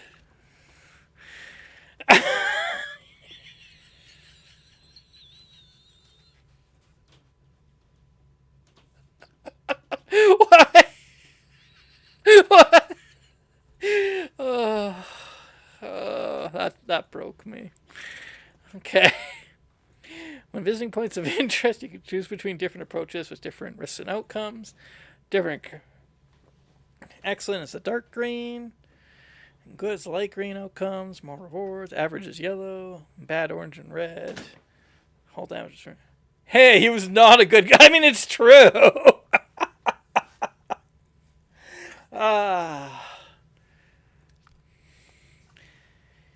sorry. He could grow some tomatoes, but goddamn. The caretaker. The caretaker array is the microcosm of the American South. Everything's all happy and folksy, but then once you start discovering what they're up to, they all get real pissed. Oh, okay. Okay. I gotta stop. How do I go? Oh, this is... I think it's here. Okay. Whee! Captain, we found an abandoned ship that drifted in space. It's powered down, but structurally sound, with sealed storage compartments. Leave the storage alone and focus on salvaging the other parts. Aw. I can't just destroy it with a torpedo for whatever reason, just because. Just blow it up. What? Yeah. All right. My entire species got genocide, but we also developed a genocide weapon.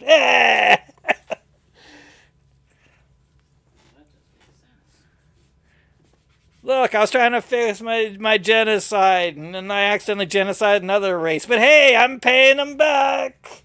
We send them regular deliveries of energy in exchange for their entire planet being a desert. It's fine. It's fine. 1990s ladies and mental shit. All right, so we got some deuterium, I guess. Hooray! Captain, we can now deactivate the gray mode. Captain, ready to increase warp core output. Warp core is the reactor that powers the ship. Yes, I know what a warp core is. I took Starfleet training. I know that the warp core uses antimatter and matter, and you always have it at a 1-to-1 ratio. What a stupid question. What's the optimal ratio of matter to antimatter in the warp core? Like, what? You're just gonna leave some antimatter just laying around? I think it's like 1 to 2. We use deuterium somehow. The deuterium goes in the thing. Look, I just put it in the box. I just forget about it. It's in there with the matter and the antimatter and the warp plasma. It all just kind of does its thing. It's fine. It's fine. I'm like a chief engineer, okay? It's all good. Depending on the reactor level, you may produce more energy. Okay, but deuterium is required, yes. Increasing the main power output by switching to the warp core to a higher tier. Okay, exciting. You actually get to do like some tinkering. Now, well, there's gray mode. It's like, sorry, nothing. So I have deuterium. Iron levels are returning to normal, Captain. I feel like based on physics, they're underselling antimatter. Good, now what's this? Now what about this thing, the array? I can't tell, but our scanners detect a Maquis vessel next to it. Scan for life signs. Scan the ship for life signs, Ensign. There's no one on board. Scan the array. What about the array? It seems our sensors can't penetrate it. Oh no! We'll just have to see for ourselves. I want the transporter repaired and ready. Mr. Paris, get us to a duranium deposit. We need to repair the transporter room. I don't remember any of this in this show. They cut all this out. Got to find a duranium deposit. A lot of different little places. Oh, there we go. Oh, and I think this one is duranium too, actually. I thought it was deuterium because it was like a D. One of those things has the energy quantity of like 600 quadrillion joules per gram. Jeez. And the other is just stuff. It's just stuff, okay?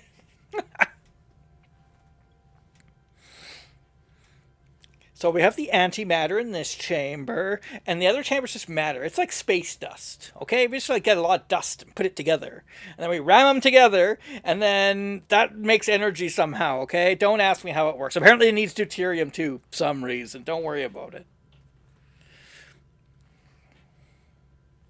All right. Guess we'll just try salvage. Oh. Yay. We now have all the uranium we need. Engineering, stand by to repair the transporter, Captain. Oh, hey, there's the turbo lift. That's the turbo lift shaft. Oh, see? Look, they go sideways too. See, that's a thing that it's not really shown in... It's not really shown in the newer Star Treks. And by newer, I mean like TNG. But in the original series, you can actually see that the turbo lifts go from side to side as well as up and down. But in the other ones, they're just elevators or something now. But they still go side to side.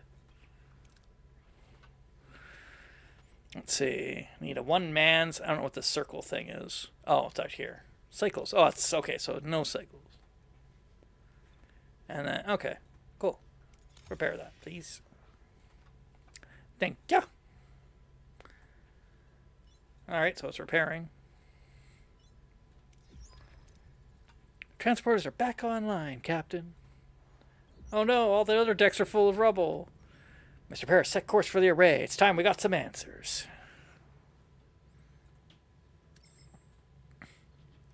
Whee! You really need like one extra neutron per ounce to make magic. Make space magic. Space magic. That's the Kim, Mr. Paris. Get ready for your first away mission. So what now? Now they're just going to investigate? It's not going to be like they all get whisked away over there?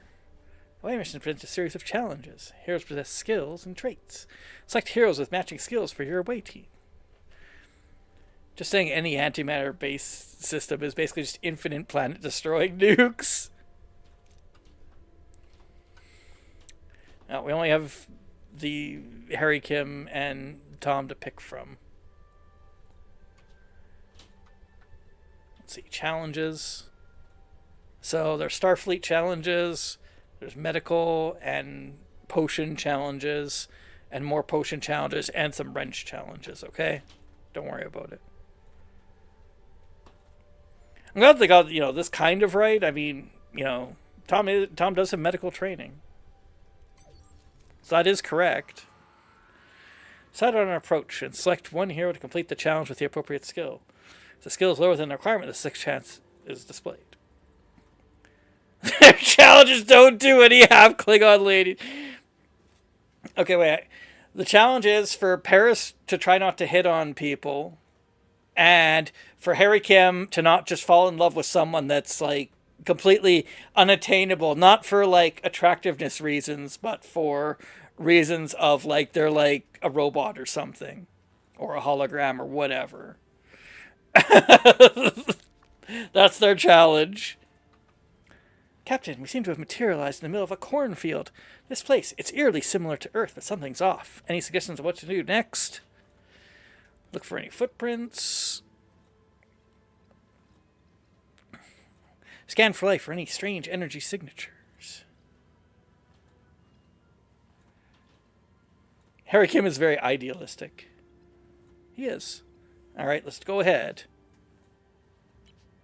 Oh, there we go.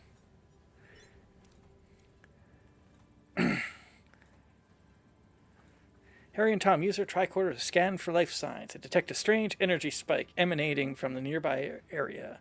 Following the readings, they navigate through the corn, find a farm with people working in the fields. An old man sits on the porch of a nearby farmhouse, strumming a banjo.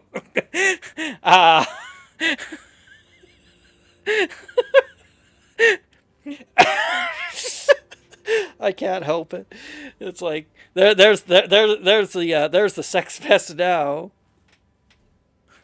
It's Andrew Cuomo? I'm sorry, I can't. The politics jokes. I can't stop myself. After a challenge, the participating members are fatigued. Oh no, and their skill values are reduced. Let them rest for the next challenge to recover and plan ahead accordingly.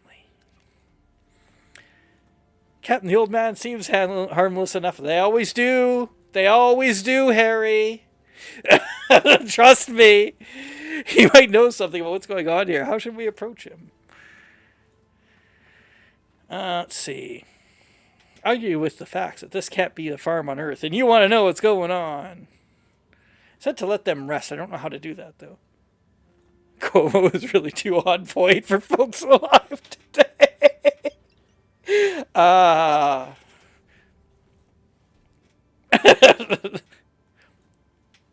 The caretaker is Space Andrew Cuomo. Oh, God. And demand to know what's going on. Try to read his body language for any clues. Kuwan.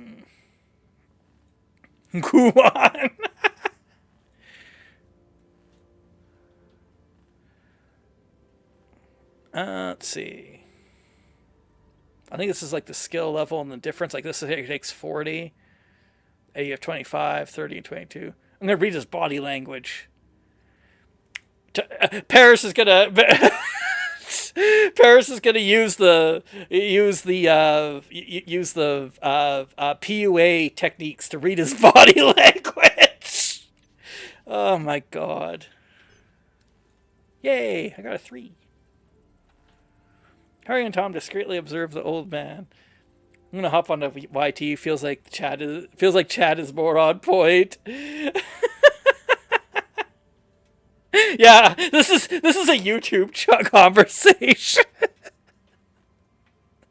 Oh my God. Something feels off. He's putting on an act, but they can't quite put his finger on why. The old man seems perplexed by their presence, muttering about Harry and Tom being early and how it's not their turn yet. He invites them to stay on the farm and wait, offering some fresh corn cobs. You can select more than one hero for a challenge if they possess the required skill. If the accumulated skill value is equal to or higher than the required, you may have a chance for a critical success. Oh, exciting. The old man isn't much help. We'll find the Maquis ourselves. The large bin behind the farmhouse. Tricorder readings are off the charts. There's definitely something strange about it, especially that back wall. Hi, Elias. Welcome to YouTube chat. I hope you enjoy like the 30-second stream delay because, unfortunately, YouTube is like that, and I can't do anything about it. Twitch is like a 6 second, I think it is. Might be less than that. Might be like 3. And YouTube is just 30 seconds or like a minute or something. It's ridiculous.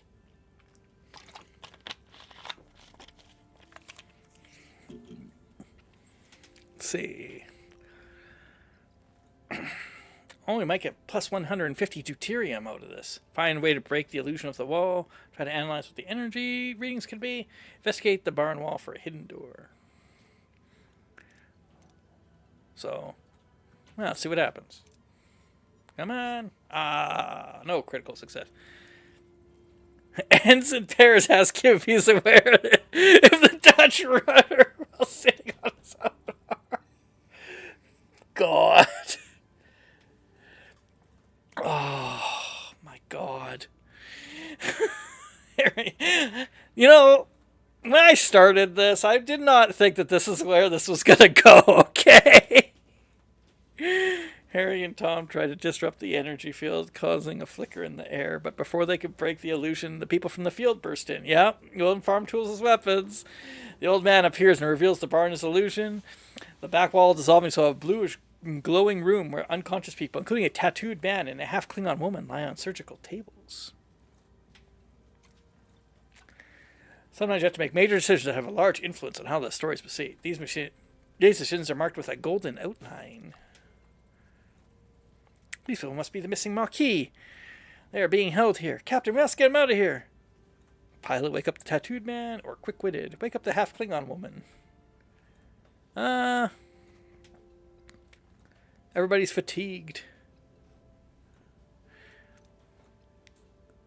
Let's see. This one does have a better chance of success. Or critical success. Your choice has consequences.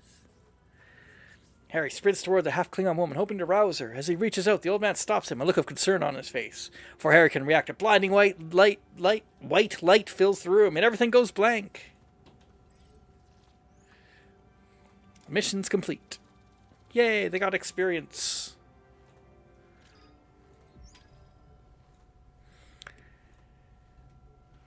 A sudden return. Captain Janeway anxiously awaits the return of her away team when Harry Kim's unexpected material is behind her. What happened on the array? Whoa, I'm back on Voyager? What happened over there, Mr. Kim? We lost contact with you for several hours. Hours? But we were just there, right, Tom? Tom?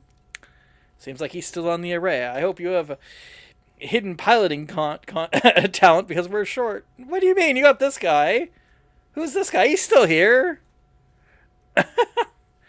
Captain, we're being hailed by the Maquis.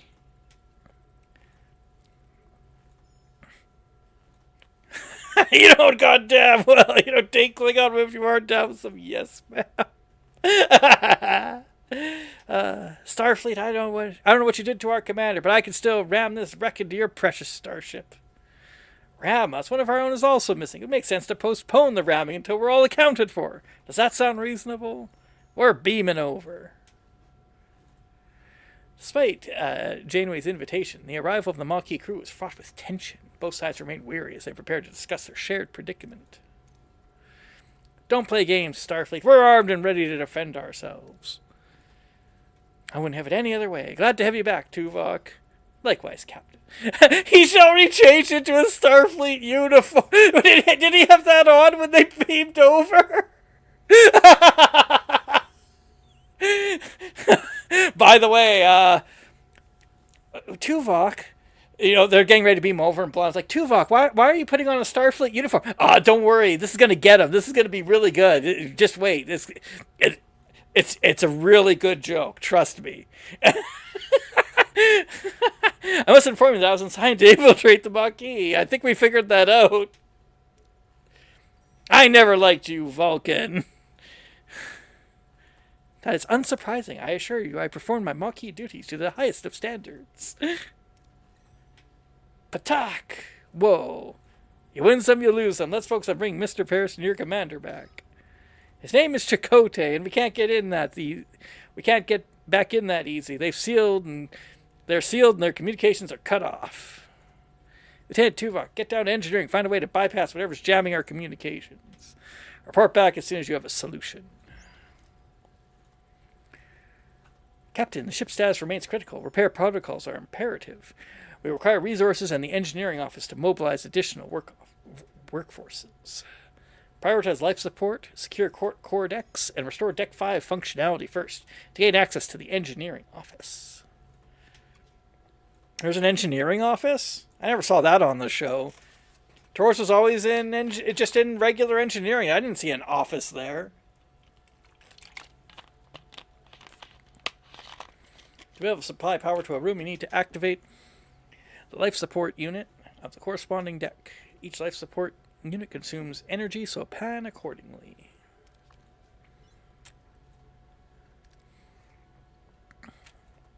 Well, I'll switch that on. Life support on Deck 5. Life support is restored on Deck 5. Captain, engineering office is now accessible. And of course, it's a mess. We'll have to fix it before we can even use it.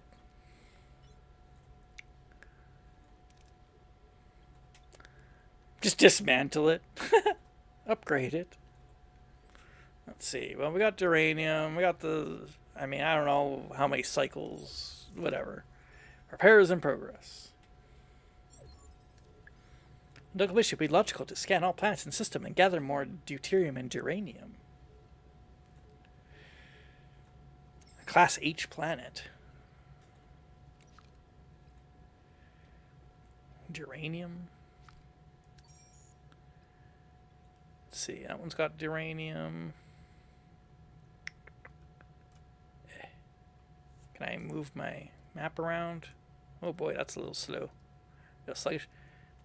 Is Ocampa a binary system? I don't remember that. Deuterium. More deuterium. Hey, the Tlexian Bexial freighter. Well, we gotta go there. We gotta go meet Neelix. Construction report. Engineering office. Life support active. Press up to one work team. Work teams are required to perform repairs, construction, and hull repair on Voyager. Okay.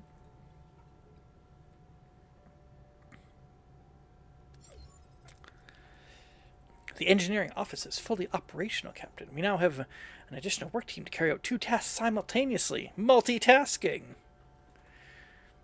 Building or repairing rooms, even in the rubble, occupies work teams. To be able to carry out several tasks at the same time, obtain additional teams by building or upgrading engineering offices.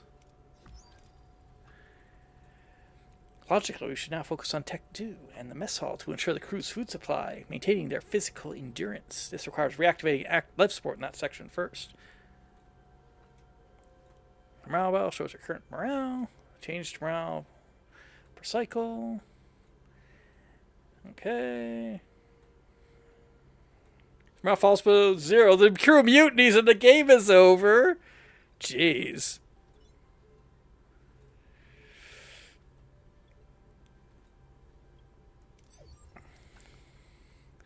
The life support is restored on Deck 2.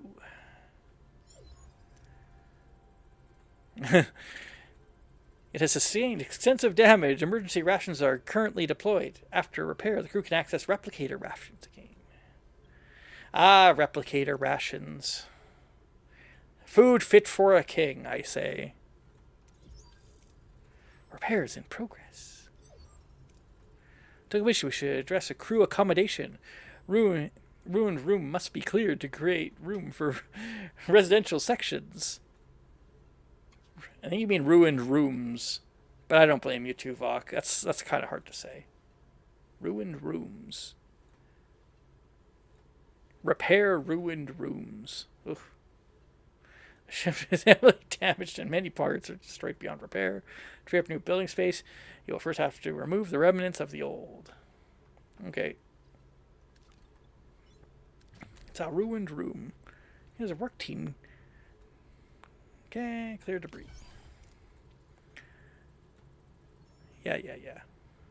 I know. If only I had a torpedo, I could destroy Neelix's ship.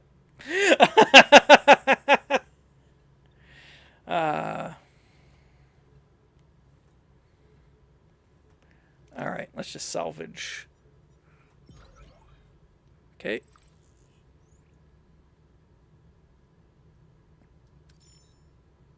just to be a dick. Let's see. Well, my deuterium supply's okay right now.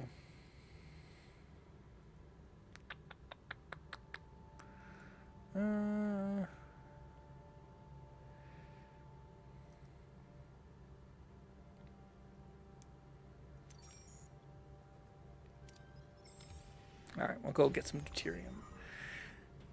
Yay! Oh wow, look, the mess hall's out. Look, everybody's already in there.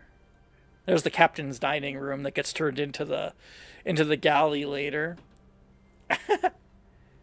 Mess hall repairs are complete. We should switch to replicator rations now. It would enhance crew well-being. The recycler crew consumes rations. You can always use emergency rations, which don't require resources, but lower morale. The crew is used to consuming premium rations made by the replicator. Those increase morale, but consume deuterium. Ah.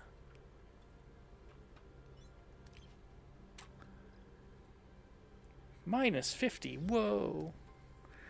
Replicator rations are now issued to the crew. Yay! It's like, you know...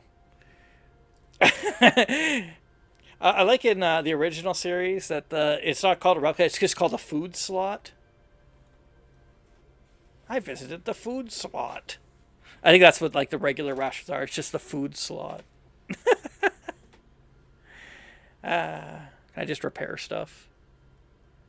This is a ruined room. What's this? Battery compartment? No life support. What's this? The shield generator? I mean, geez, you know, that might be good to have at some point. Can you zoom out? Oh, you can. Whoa. That's pretty cool. See, you can actually see what the Starship Voyager looks like. Wow. Is that the shuttle bay? The Aero shuttle bay? Okay. What's an Aero shuttle? The phaser control room? Science lab? Oh, there's the main deflector. It's fine. Torpedo launch bay. Oh, hey. Down here. It's down here somewhere where that one ensign just lives. In all these darkened and like it's not like one of these rooms. It's down here somewhere though, or maybe is it by the engines? No, I think it's in the deflector array. And his whole job is basically to push a button, and he doesn't want to bother with like doing anything because he's because he just doesn't care, and all he wants to do is work on math problems. He's down there somewhere. Oh, hey, there's the holodeck. Oh, no, the holodeck's damaged.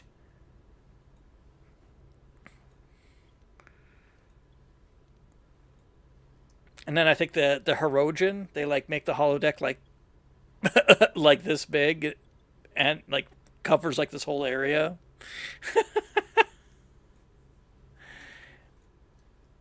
So that they can, like, live it, so that they can simulate being in Nazi Germany for some reason. Okay, anyway. Enough of that. Okay. Oh, wrong thing. Oh, there we go.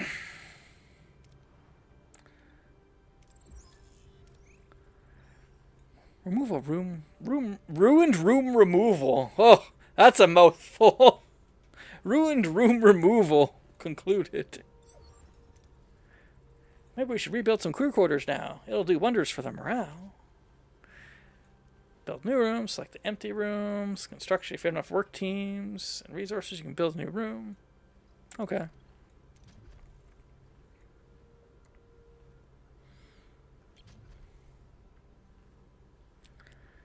Ooh. Could have technology.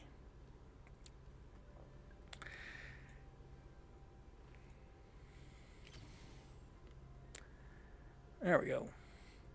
Got to rebuild the... Alright. crew is the lifeblood of the ship. Each room requires personnel to operate, so keep this in mind when adding new rooms. Don't forget to provide the necessary accommodation, or morale may drop faster than you'd like. It's fine. Don't worry. Whoa. Alright, so that's got to build. Hey, getting a call from the caretaker. What do you want? Captain, the array's jamming signal has been neutralized. We should be able to establish communication. Let's hope they respond. Hail the array. Ugh, who is this? Why are you bothering me? Hey, he looks like a little gelatin thing. It's not Andrew Cuomo at all. Oh, it's you. Why are you back? You don't have what I need. I remember that voice, Captain. It's the old man with the banjo, but his form is entirely different compared to how he appeared on the array. Captain Janeway of the Federation Starship Voyager. We mean you no harm. We just want our people back. Your people. Your people are no longer here. They might have what I need. You'll just have to leave them. Appeal to his humanity. Tell us where we are. Try to intimidate and give him back. Sensor array. Scan the array. Well, just let Taurus, you deal with it. We'll try appealing to his humanity. We're entrusted with their safely. Their families and friends rely on us to bring them home. They are our responsibility. I understand, but I had no choice. There just isn't enough time. Time for what? I must honor a debt that can never be repaid. Find something that can never be found. What kind of debt? What kind of debt? Maybe we can help. Weren't you listening? It can't be repaid. All I can do is protect them. You idiot. It can't be repaid. Don't you know? Why don't you already know about this? No, you're stealing my time. Typical employer. Oh, you just want to know what's going on. Shut up, you're stealing my time. Get back to work. Don't you understand? I don't have time. Not enough time. We've been cut off, Captain. Damn it. We haven't gotten any closer to Paris or Chakotay. You managed to get something. You Starfleet don't know how to fight, but you sure talk good. Captain, if I may, I have observed that this array has been sending energy pulses towards the fifth planet in the neighboring system ever since. Oh, the neighboring system. So we're not in the Ocampa system. Ever since our arrival. Given the lack of information regarding our missing crew's location, investigating this planet appears to be the most logical next step. It's the only lead we have. Thoughts, Ms. Torres? I don't like this any more than you do, but it'll be easier if we work together, Captain. Helm, set a course for the fifth planet of the neighboring system. Let's find our people. Set a course for the fifth planet in the neighboring system, maximum warp. The sector map shows the entire sector with several star systems. You can either travel directly to another system, or you can scan the system first and select a specific POI to visit. Oh, the gas giant. Oh, man. Risk to fly directly into the atmosphere. We'll get so much deuterium, guys. We're doing it. Come on. Yeah. Wow. All right, so now I gotta go to the sector. Oh my.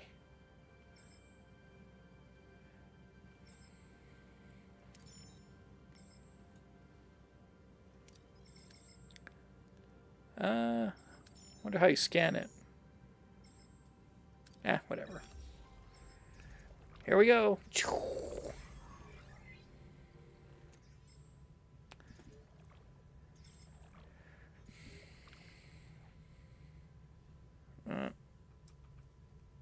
Let's see. The fifth planet, eh?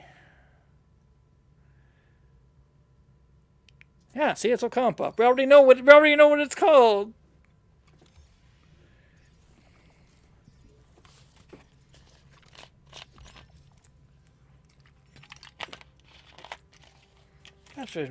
We've reached our destination. Orders continue. Shoom.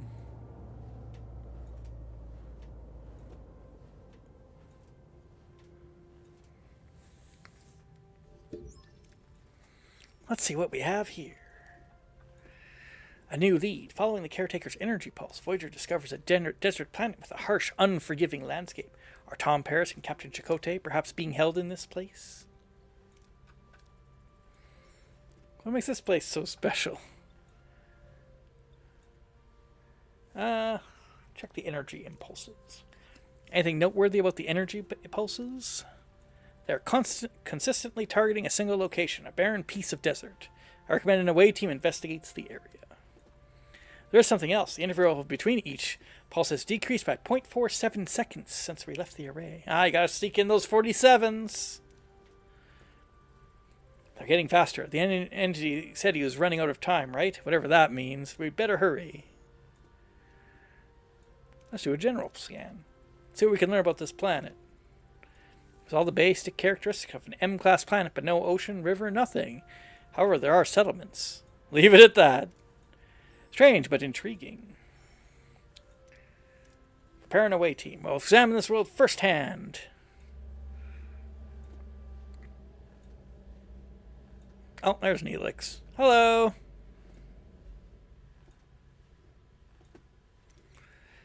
Captain, a small ship is approaching. They're hailing us. On screen. A peculiar alien with a mischievous grin greets Voyager from his chaotic vessel. Neither Starfleet nor the Maquis have ever seen such a species before. Perhaps an inhabitant of the Delta Quadrant? Greetings, looking for something on this dusty old rock? Would we find anything, Mr. Neelix? Never seen a ship like yours, but let me guess. You're whisked away from somewhere else in the galaxy and brought here against your will. Sounds as though you've heard this story before. Thousands of times. Well, hundreds of times. Maybe 50 times. But the caretaker's been bringing ships here for months now. The caretaker? Hey! Neelix is already wearing a comm badge. He's not in Starfleet yet. He's not part of the crew. Not yet. That doesn't happen till later. Oh my god. F-. That's what the Akampa call him. He's probably snatched some of your crew too, right? They're likely down on the planet with the Akampa. But Captain, it's a tricky place. Dangerous. You could use a guide. But of course a guide needs a little, compensation. Sounds fair. Wonderful. To be honest, I've had it rough recently. Those pesky void voles. Void voles. What is it with this game and alliteration, man?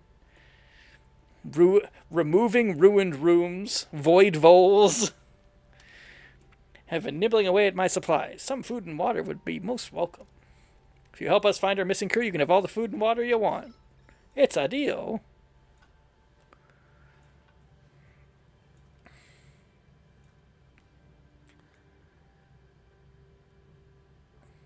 Oh. Do I gotta go, I think it's back here.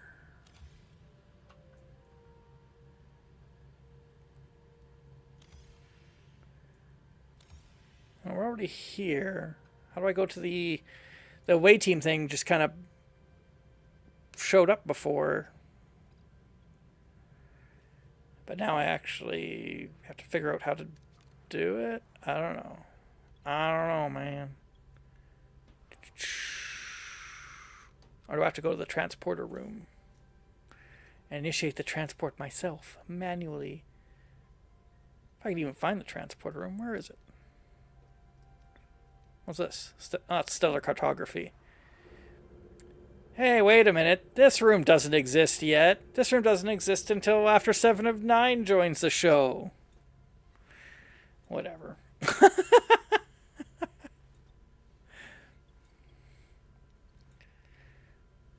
Stream should just be called, watch Yorp show off what a huge nerd he is. That's every stream. Who are we kidding?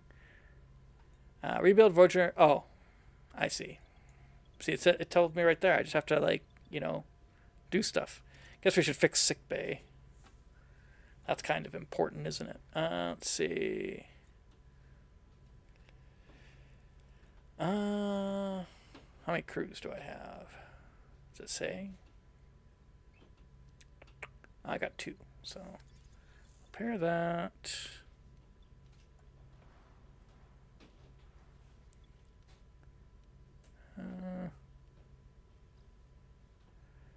What is this? Current amount, reachable amount, max amount. Minus 31 per cycle, quarterless. Oh no, nobody has quarters. We have to make more quarters. Ugh! That was too close.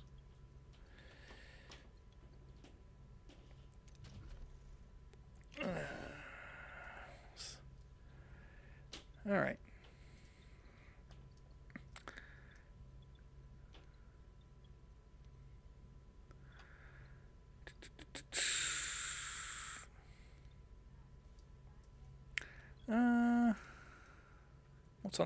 What's on this other planet? Nothing.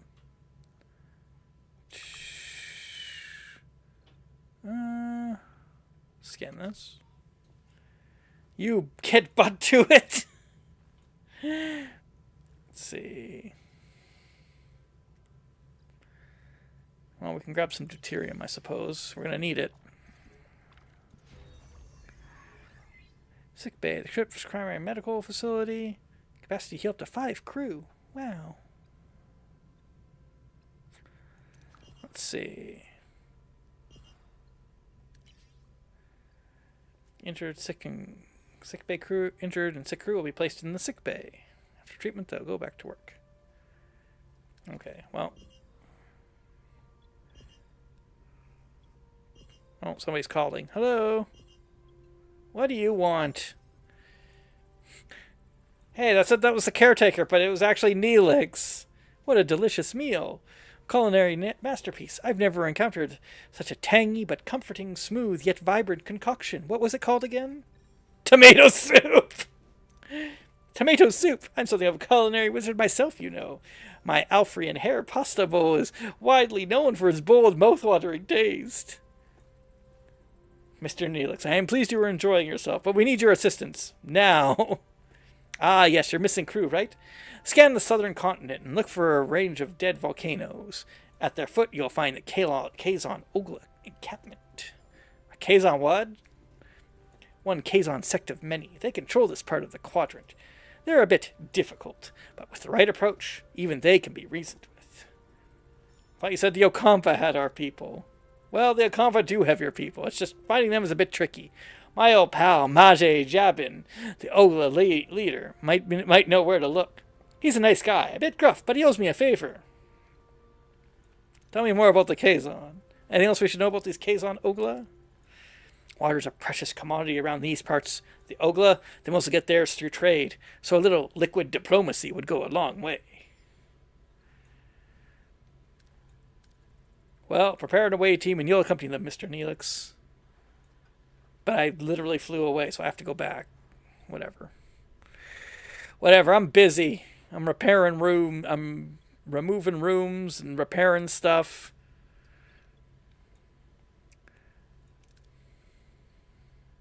Oh, I can't repair that. I don't have enough uranium.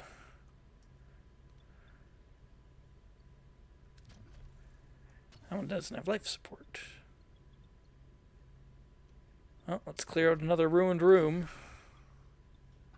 Alright.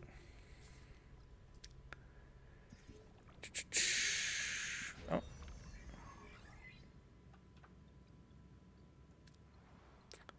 Alright, get rid of that. Can prepare more crew quarters. There we go.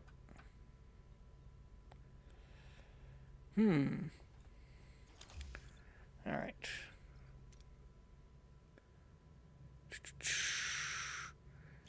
Oh. We'll just see if we can salvage some deuterium. Oh, that's quite a bit. Alright, back to work. Back to the mission. The ruined room.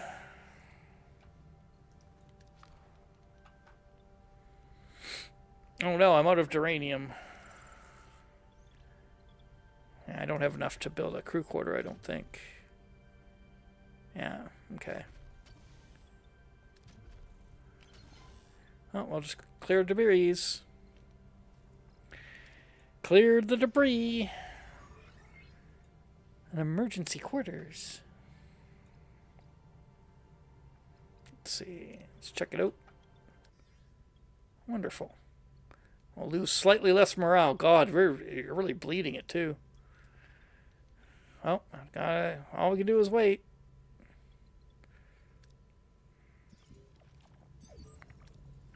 Captain, we've reached our destination. Orders? Send the away team. There's Neelix. Neelix has a Federation. I think that's like diplomacy is what I have to guess that is. Let's see. Oh, actually I have some other people now. There's going to be 2 engineering challenges. There's going to be a Starfleet challenge. Guess we'll send Tuvok to fill out the Starfleet challenges. And then we'll send B'Elanna in case anybody needs to be punched. Survivalist. Is anybody a survivalist?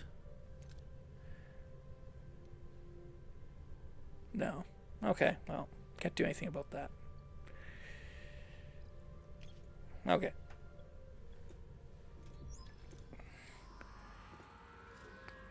Hey, that's not the away team I sent. What's Tom doing there?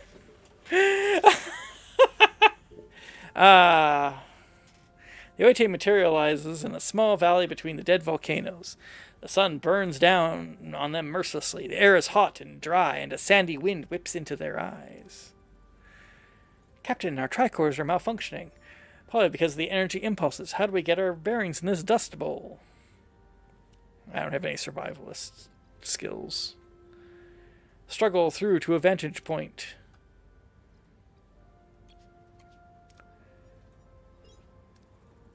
The away team pushes forward, battling the straw winds and low visibility. Finally, they emerge onto a ledge with a clear view of the surrounding area. In the distance, they spot the Kazon Ogla settlement. However, the wind is picking up and a massive sandstorm is approaching from the south. Captain, a sandstorm is heading this way. We need to find cover fast. So B'Elanna could innovate something, analyze the area, or build a temporary shelter.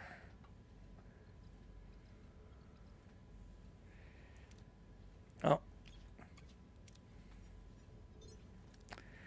B'Elanna wastes no time. With impressive efficiency, she swiftly constructs a wind-resistant shelter from the surrounding debris. Alwell grumbling about the perceived incompetence of the Starfleet team. After what seems to be an eternity, the storm subsides. The away team emerges unharmed and sets off in the direction of the Kazon Ogla settlement. All I've learned so far is that basically the beginning of the show would have been better if Paris and Chakotay were stuck on the array and B'Elanna went with everybody to haze them. Sometimes certain approaches in away missions bear additional risks. Dangerous approaches are marked by the danger level indicator. Failing such a challenge can result in injury or even fatalities. That's exciting. Captain, we've reached the settlement. How should we approach here? Approach intimidating, weapons at the ready. Let Neelix do the introductions. Jeez.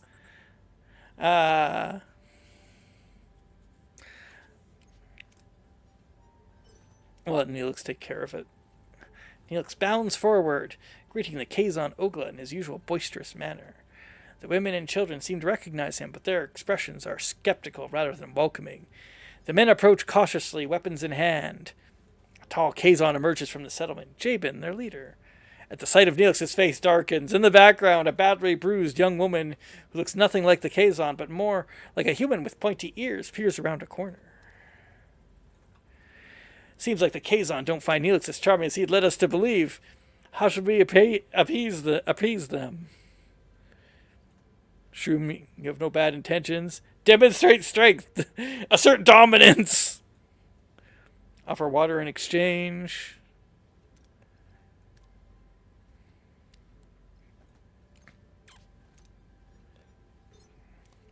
Critical success. The away team offers Jabin water from their replicators. Fascinated by this technology, Jabin accepts the offer and becomes more receptive. He explains that the Ocampa live underground. Their access is controlled by the caretaker, who also provides the only source of water. As proof, Jabin points to the bruised Ocampa woman he is holding as a slave, explaining that she is one of the few who have managed to reach the surface. When suddenly, Grievous Neelix grabs a phaser. He points it at Jabin and demands for the Ocampa girl to be freed. Things are getting out of hand, Captain. We should retreat.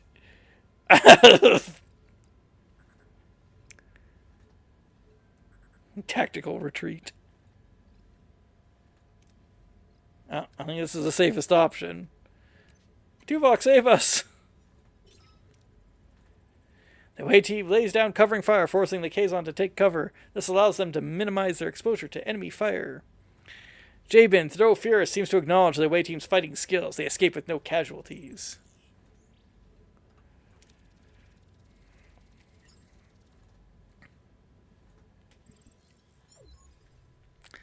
More than gratitude? Safely back on Voyager, Neelix surprises the rest of the away team as he and the rescued women kiss passionately. How deep does the relationship between these two go? My dearest Kes, didn't I promise I'd save you? I knew you would come for me, my love. You lied and endangered my crew. That's not how trust is built, Mr. Neelix. He was desperate, Captain, but I understand. I want to repay you and your crew for saving me. As Jabin said, the access to the underground city is controlled by the Caretaker. There is a tunnel, but the Caretaker sealed it with a security barrier. We may be able to transport through the barrier if it had the slightest breach. A transporter signal amplifier would be necessary. Excellent idea. Kes, can you help us once we've located the breach? Is 7 of 9 DLC? Maybe. Of course, it's the least I could do.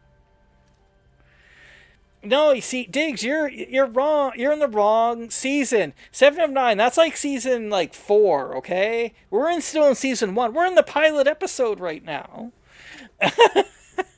7 of 9 is still, on a board cube doing, 7 of 9 stuff.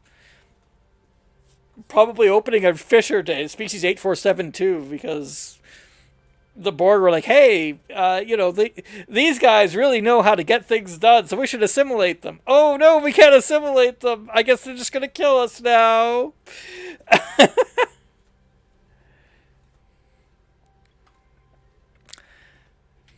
Ask Kes what she knows about the Caretaker. What can you tell us about the Caretaker?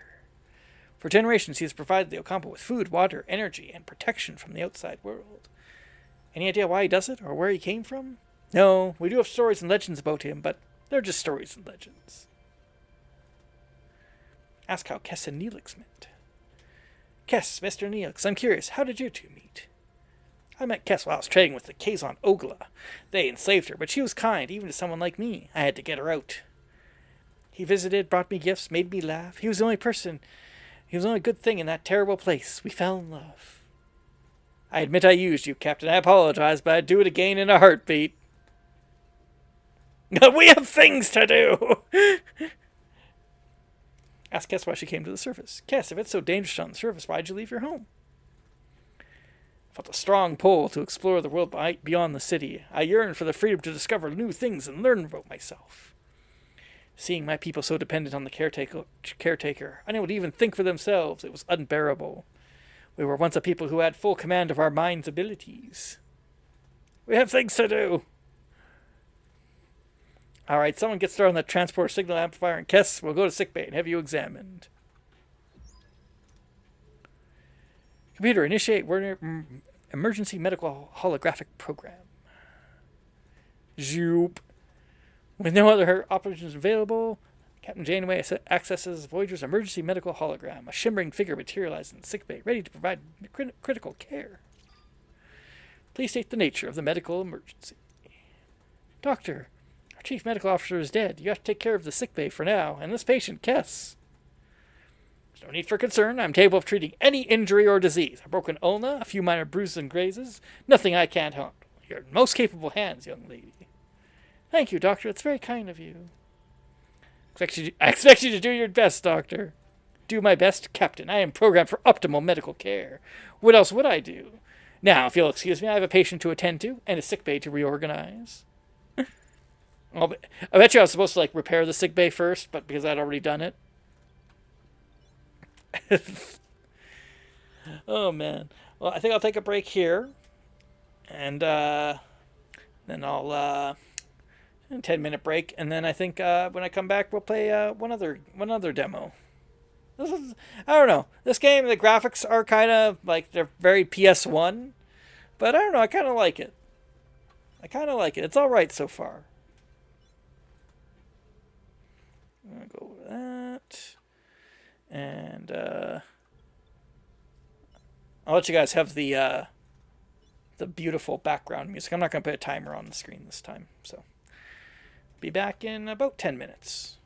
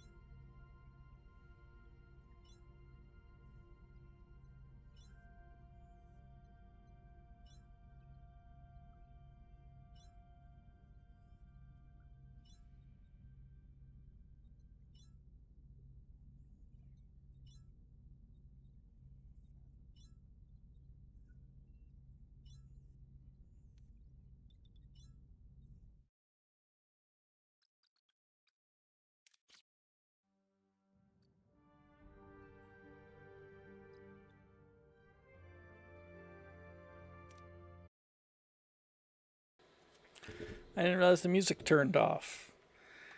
We had to sit in silence.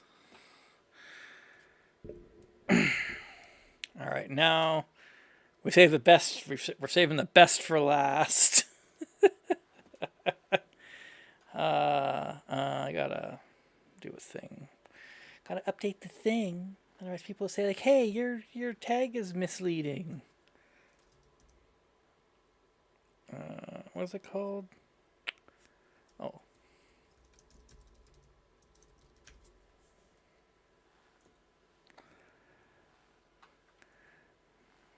There we go.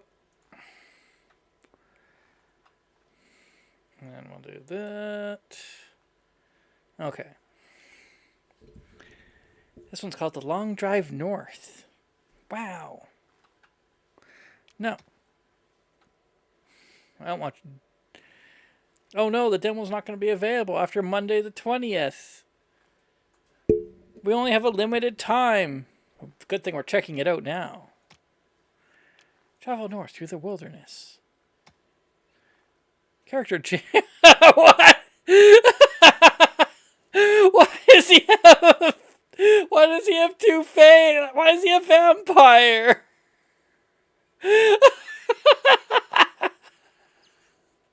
Okay.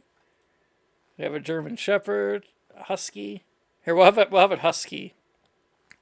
You know, the Huskies are great house dogs. They pull a they're bred specifically to help pull a 500-pound sled. But hey, you know, I'm sure it's fine if you just want to have them chill out in the RV. Who else do we have? Jane's just a pirate. That's a tiny. It really is. Yeah. Holy crap! And I think they're usually like waist high. What?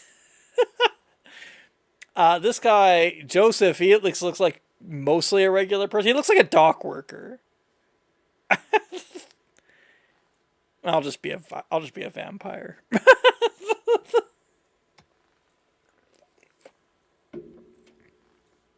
Watch out for road debris. Fallen branches can damage you. He's a dog named Husky. It's true. Look, that saves time when you're trying to when you're naming your pets. Just name them their breed. No news on the northern meteorological static. Okay, that static noise is worrying. Oh, rising storm. Okay.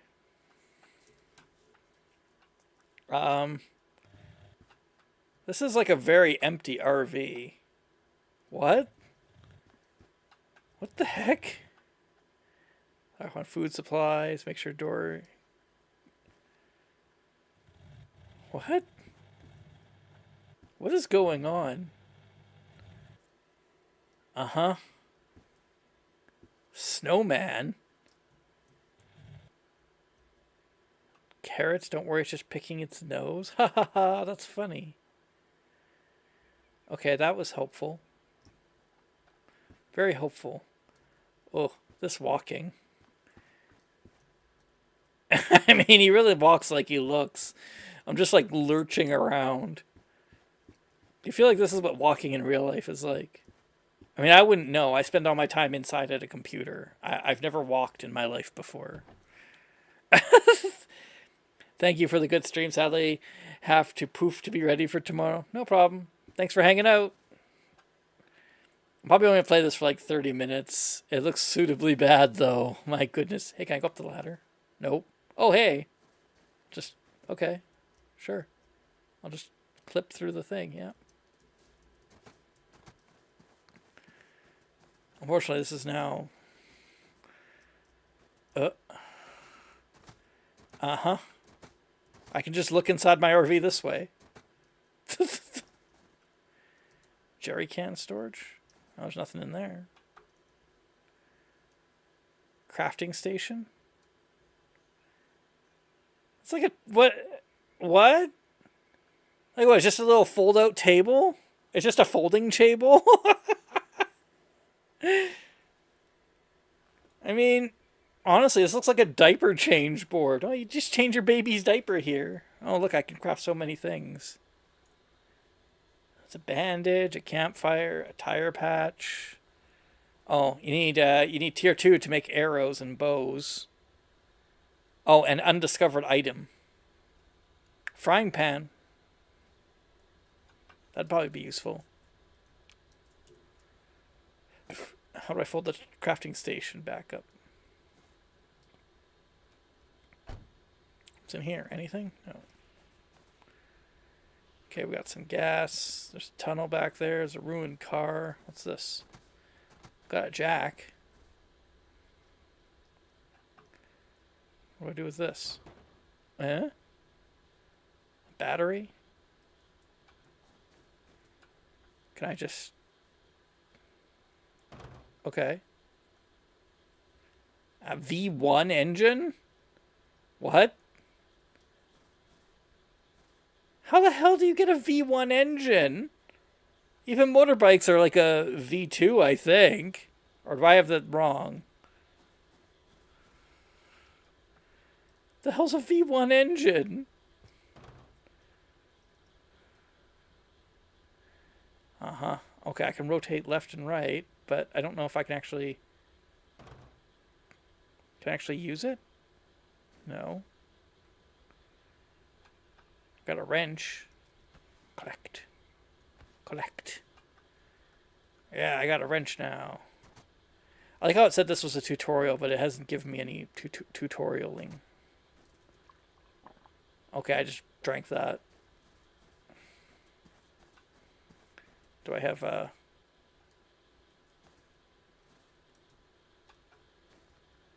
some storage? Can I put my battery in there? Hello, doggy. Man, for a husky, this dog is pretty sedate.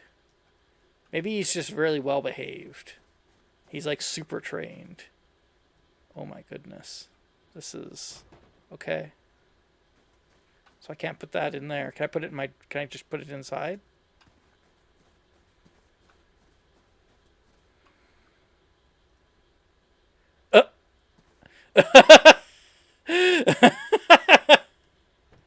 Okay. Well, that works, right?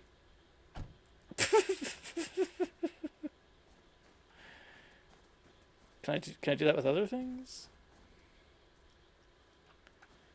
Da, da, da. Yeah, I could just... It just lets me do that. Sure.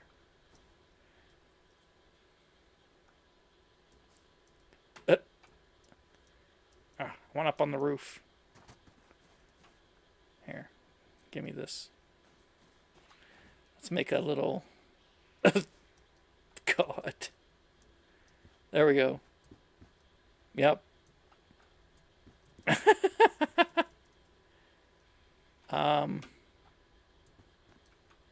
Wait a minute. Wasn't there like a tunnel there? I don't know. Okay.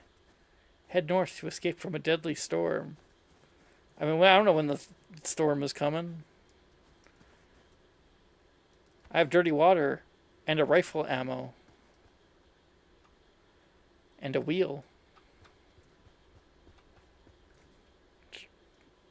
Yeah, that's perfect. Oh, there's a jerry can.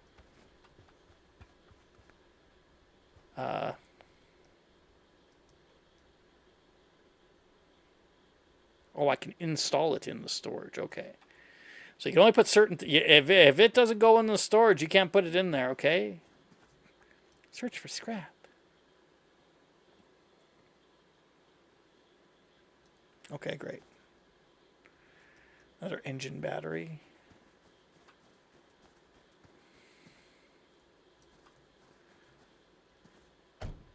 Okay.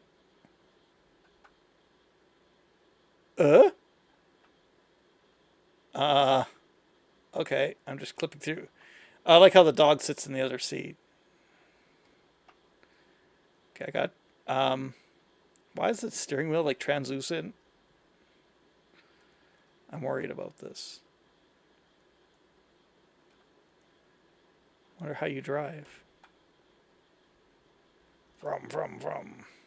Oh, it's like controls right there, and I'm just like, Alright.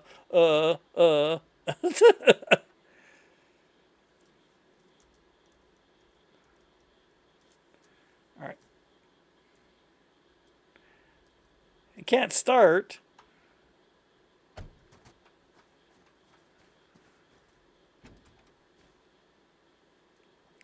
It's got coolant. Is there no battery? Is this the tutorial's way of saying, like, here's how you install battery? What happened to that battery that I had? Here, I'll grab this one. Huh.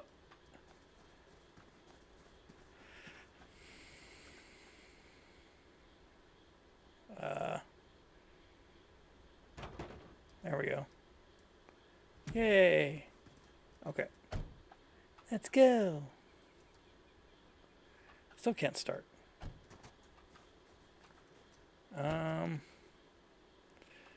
Coolant. I don't know. Oh, is there no engine here? There's no engine. I need the V1 engine. I need my one. I need my one cylinder engine. It's probably not one cylinder. There we go. Oh, I gotta use the wrench to install it. Okay.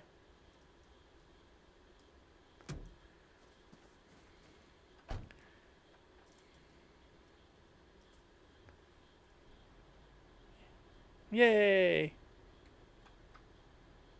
Oh, I can. You have the signals?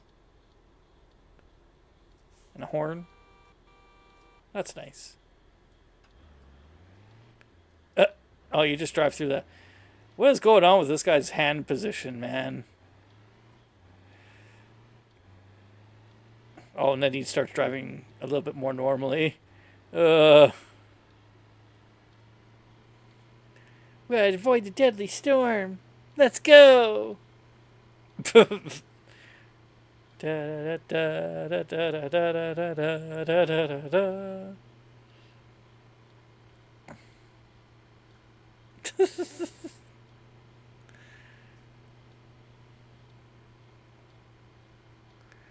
Alright, gotta dodge the debris. That's the debris. What is that? Is that like a rocket? People fired rockets in the background there? Oh, there's the other battery. Stuck in the windshield. Oh no, it's been damaged severely. It's fine. I'm not scared. Is that another rocket? Pickup truck. I don't know what that means. Is it a map?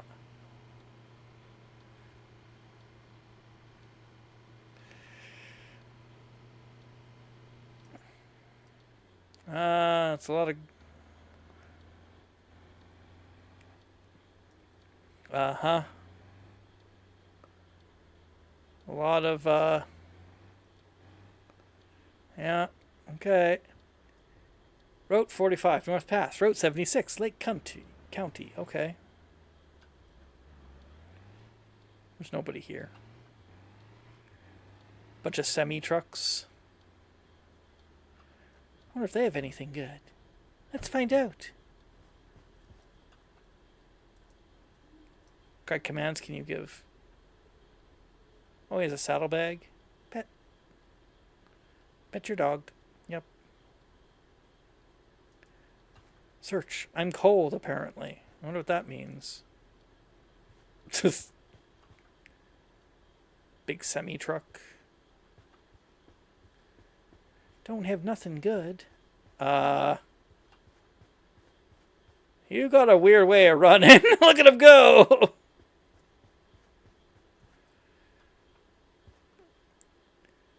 Okay.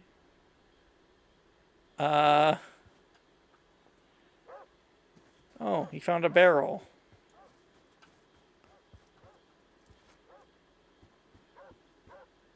Barrel. A crowbar. Well, I don't have that. I don't have a stinking crowbar.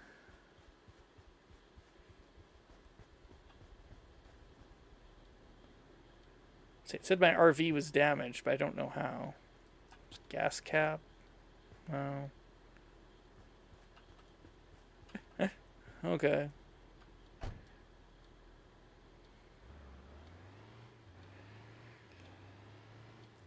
I wish I was Gordon Fremont. He always had a crowbar.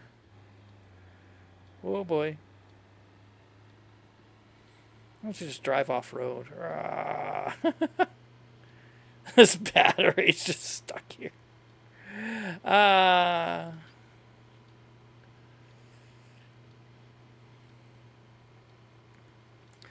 Wee. I'm driving so fast.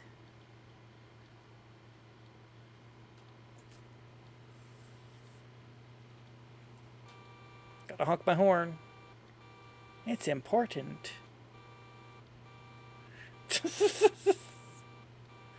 I don't get it. Basically, this is Long Drive. Like, it was called Long Drive, so I don't know why I'm surprised about that. It's basically Long Drive. Whoa, hey, this... Oh, yeah, I remember there was a sign that said, like, oh, different routes or whatever. What if I just go this way? Oh, that's the water.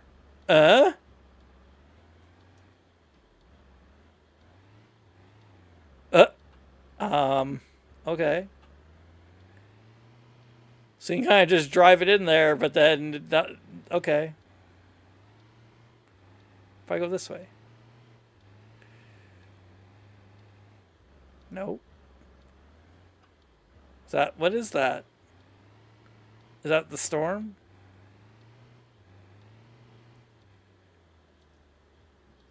Is the storm catching up with me?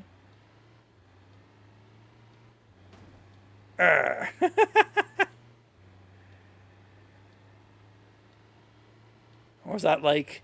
Is that the Aurora Borealis? I mean, it looks like a meteor shower or something. I don't understand. I do not understand.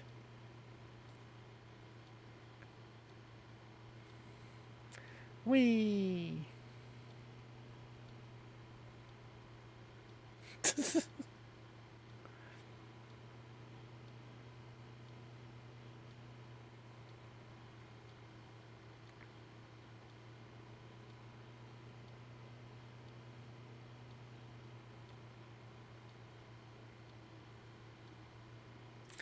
Oh no!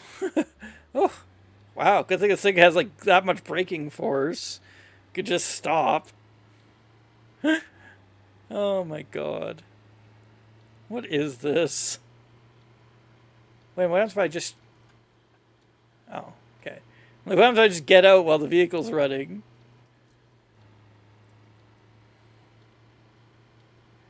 Whee! I was only damaged moderately. Okay?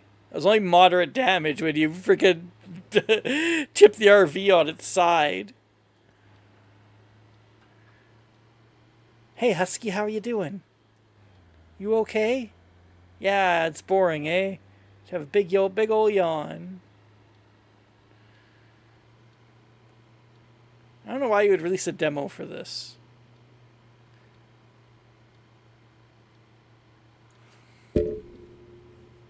So far, this just seems like a worse version of Long Drive. And the thing that makes it worse is that there's less fun. Oh no, the gas is gonna run out. Whatever will I do? I'm gonna keep driving until it runs out completely. I don't care.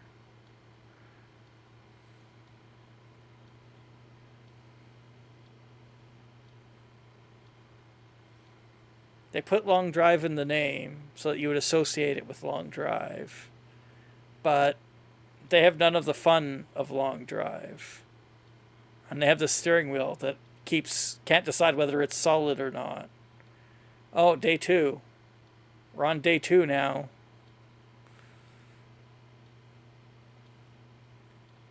And, you know, nothing... Oh, it's a little slippery road, apparently. I don't know. Whee!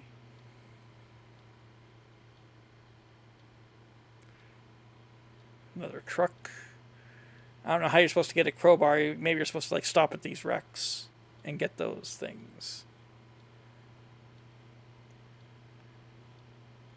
Lots of wrecks. And whenever you crash, and long drive, when you crash, your car like does like crazy stuff. When you crash in this game, it just kind of stops you momentarily.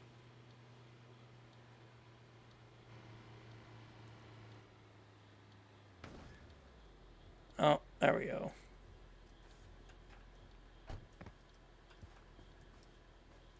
Can I go to... Oh, I can just jump that? I can just go down here? I wonder where I'm going.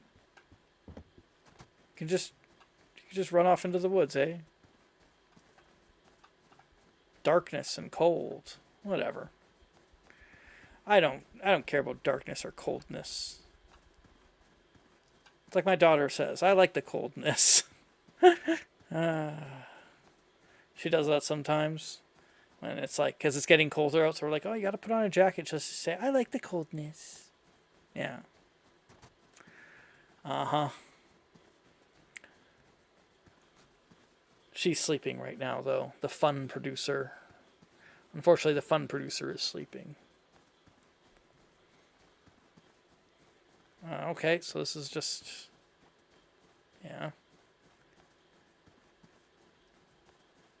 Is this the... Can I just, like, jump up? I mean...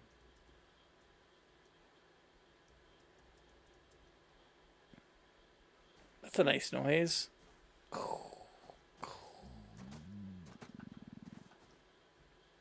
Oh, yeah, no, my tummy's growling.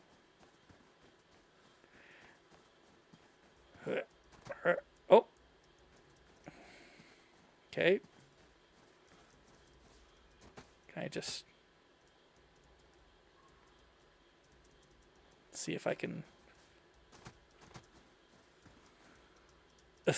Nope.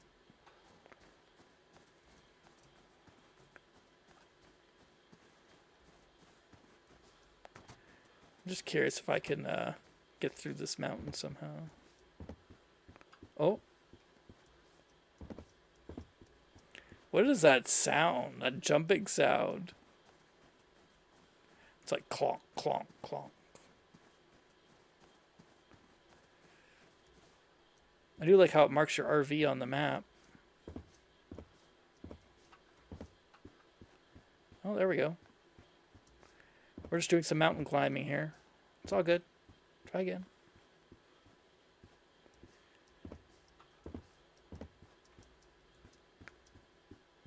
Not sure how I got up there the last time.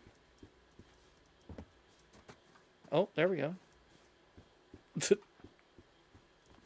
Yep.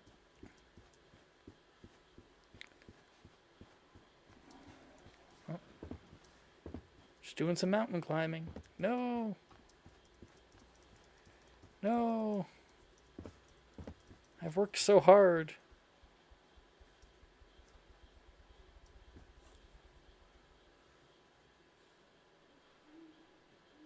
Can I drink this?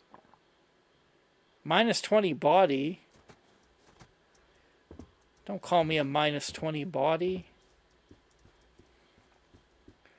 What did you call me? Uh-huh. I'm just holding a wrench for some reason. Oh no, I have like a little like stain there or something. I wonder what that means. It's fine. I wonder if your dog can die. He's got a little meter too. Wonder how come we didn't follow me up here. Bad dog. I got a tummy ache. Oh, I don't think I can get up here.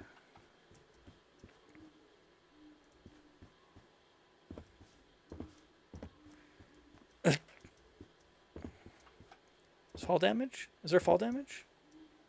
No. Or if there is, I didn't fall from high enough.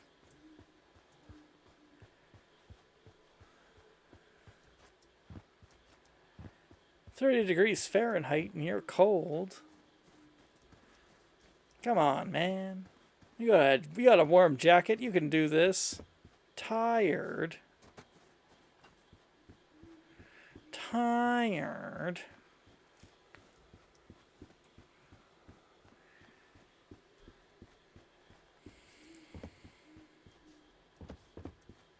There's my RV. Tummy ache again. Let's see here. Da, da, da, da, da. The storm is 1.4 miles behind. I'm sure it's fine. I'm not scared of the storm. Why would anybody be scared of it? Just getting all sleepy.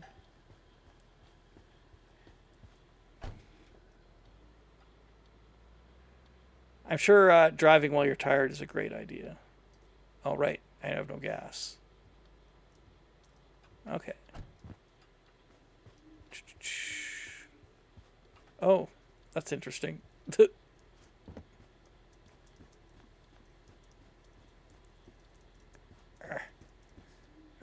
Okay.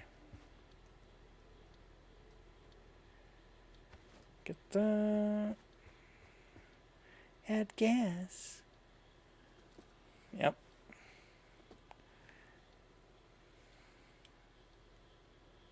Alright, good enough.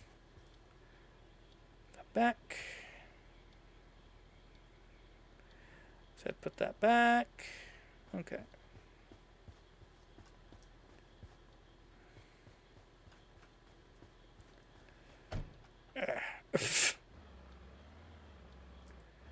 Okay, so hold on, I want to see something here.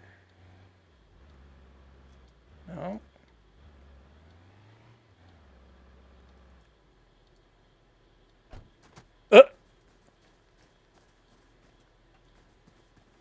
Yay! I'm free! Well, this is nice.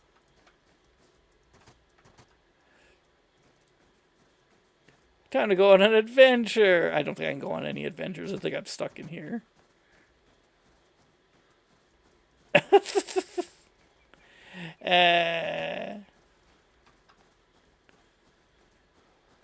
And this is where you will die. Ah. It's not fair. And so endeth my drive in the long drive.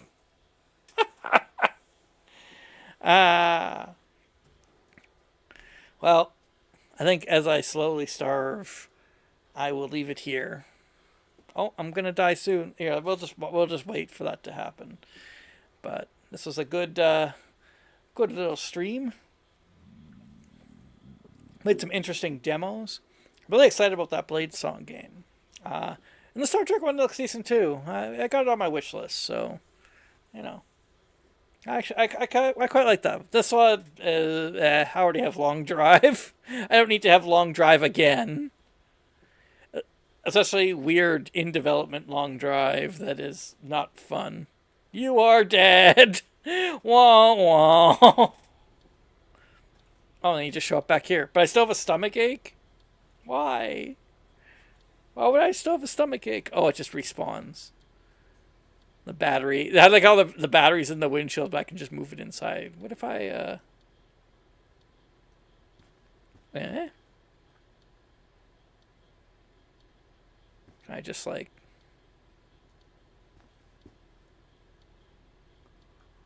There.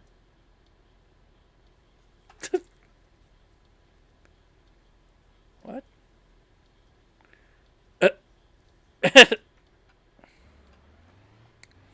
Anyway, I have one more curiosity.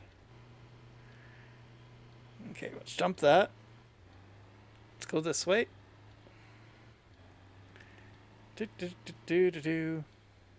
Watch out for trees.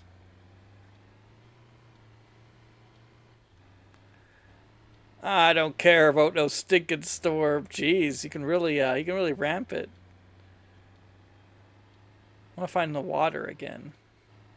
The engine. There's an Engine unit.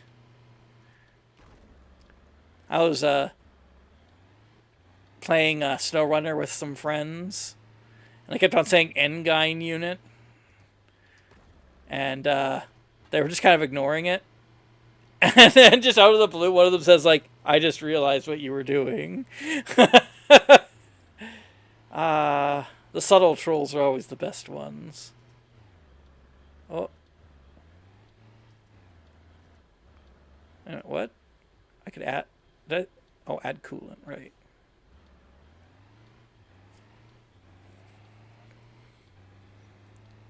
Da, da, da. Oh. I just want to see if I can find some water again.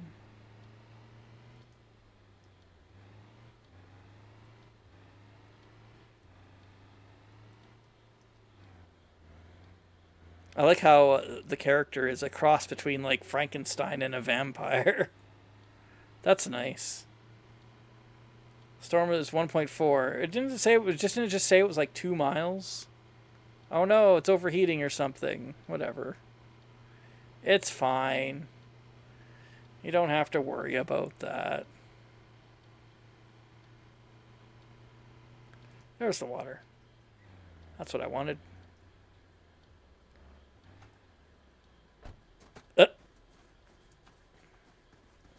Just gonna go for a swim. Oh boy, it's really white down here.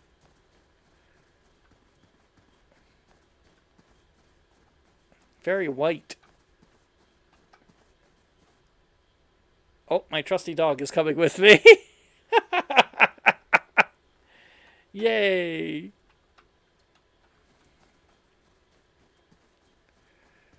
Oh boy. Very white. Am I stuck in here? Still moving.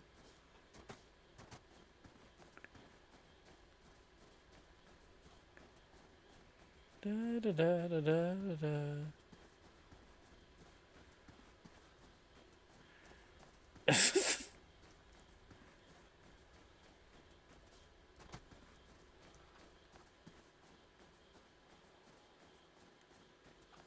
Oh, there we go.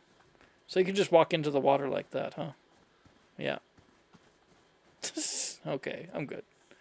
Oh, hey, it has an unstuck button. That's useful. Gonna need it. All right. Thanks, everybody, for hanging out. It was a good little stream. And I'll see you all next time. Bye for now.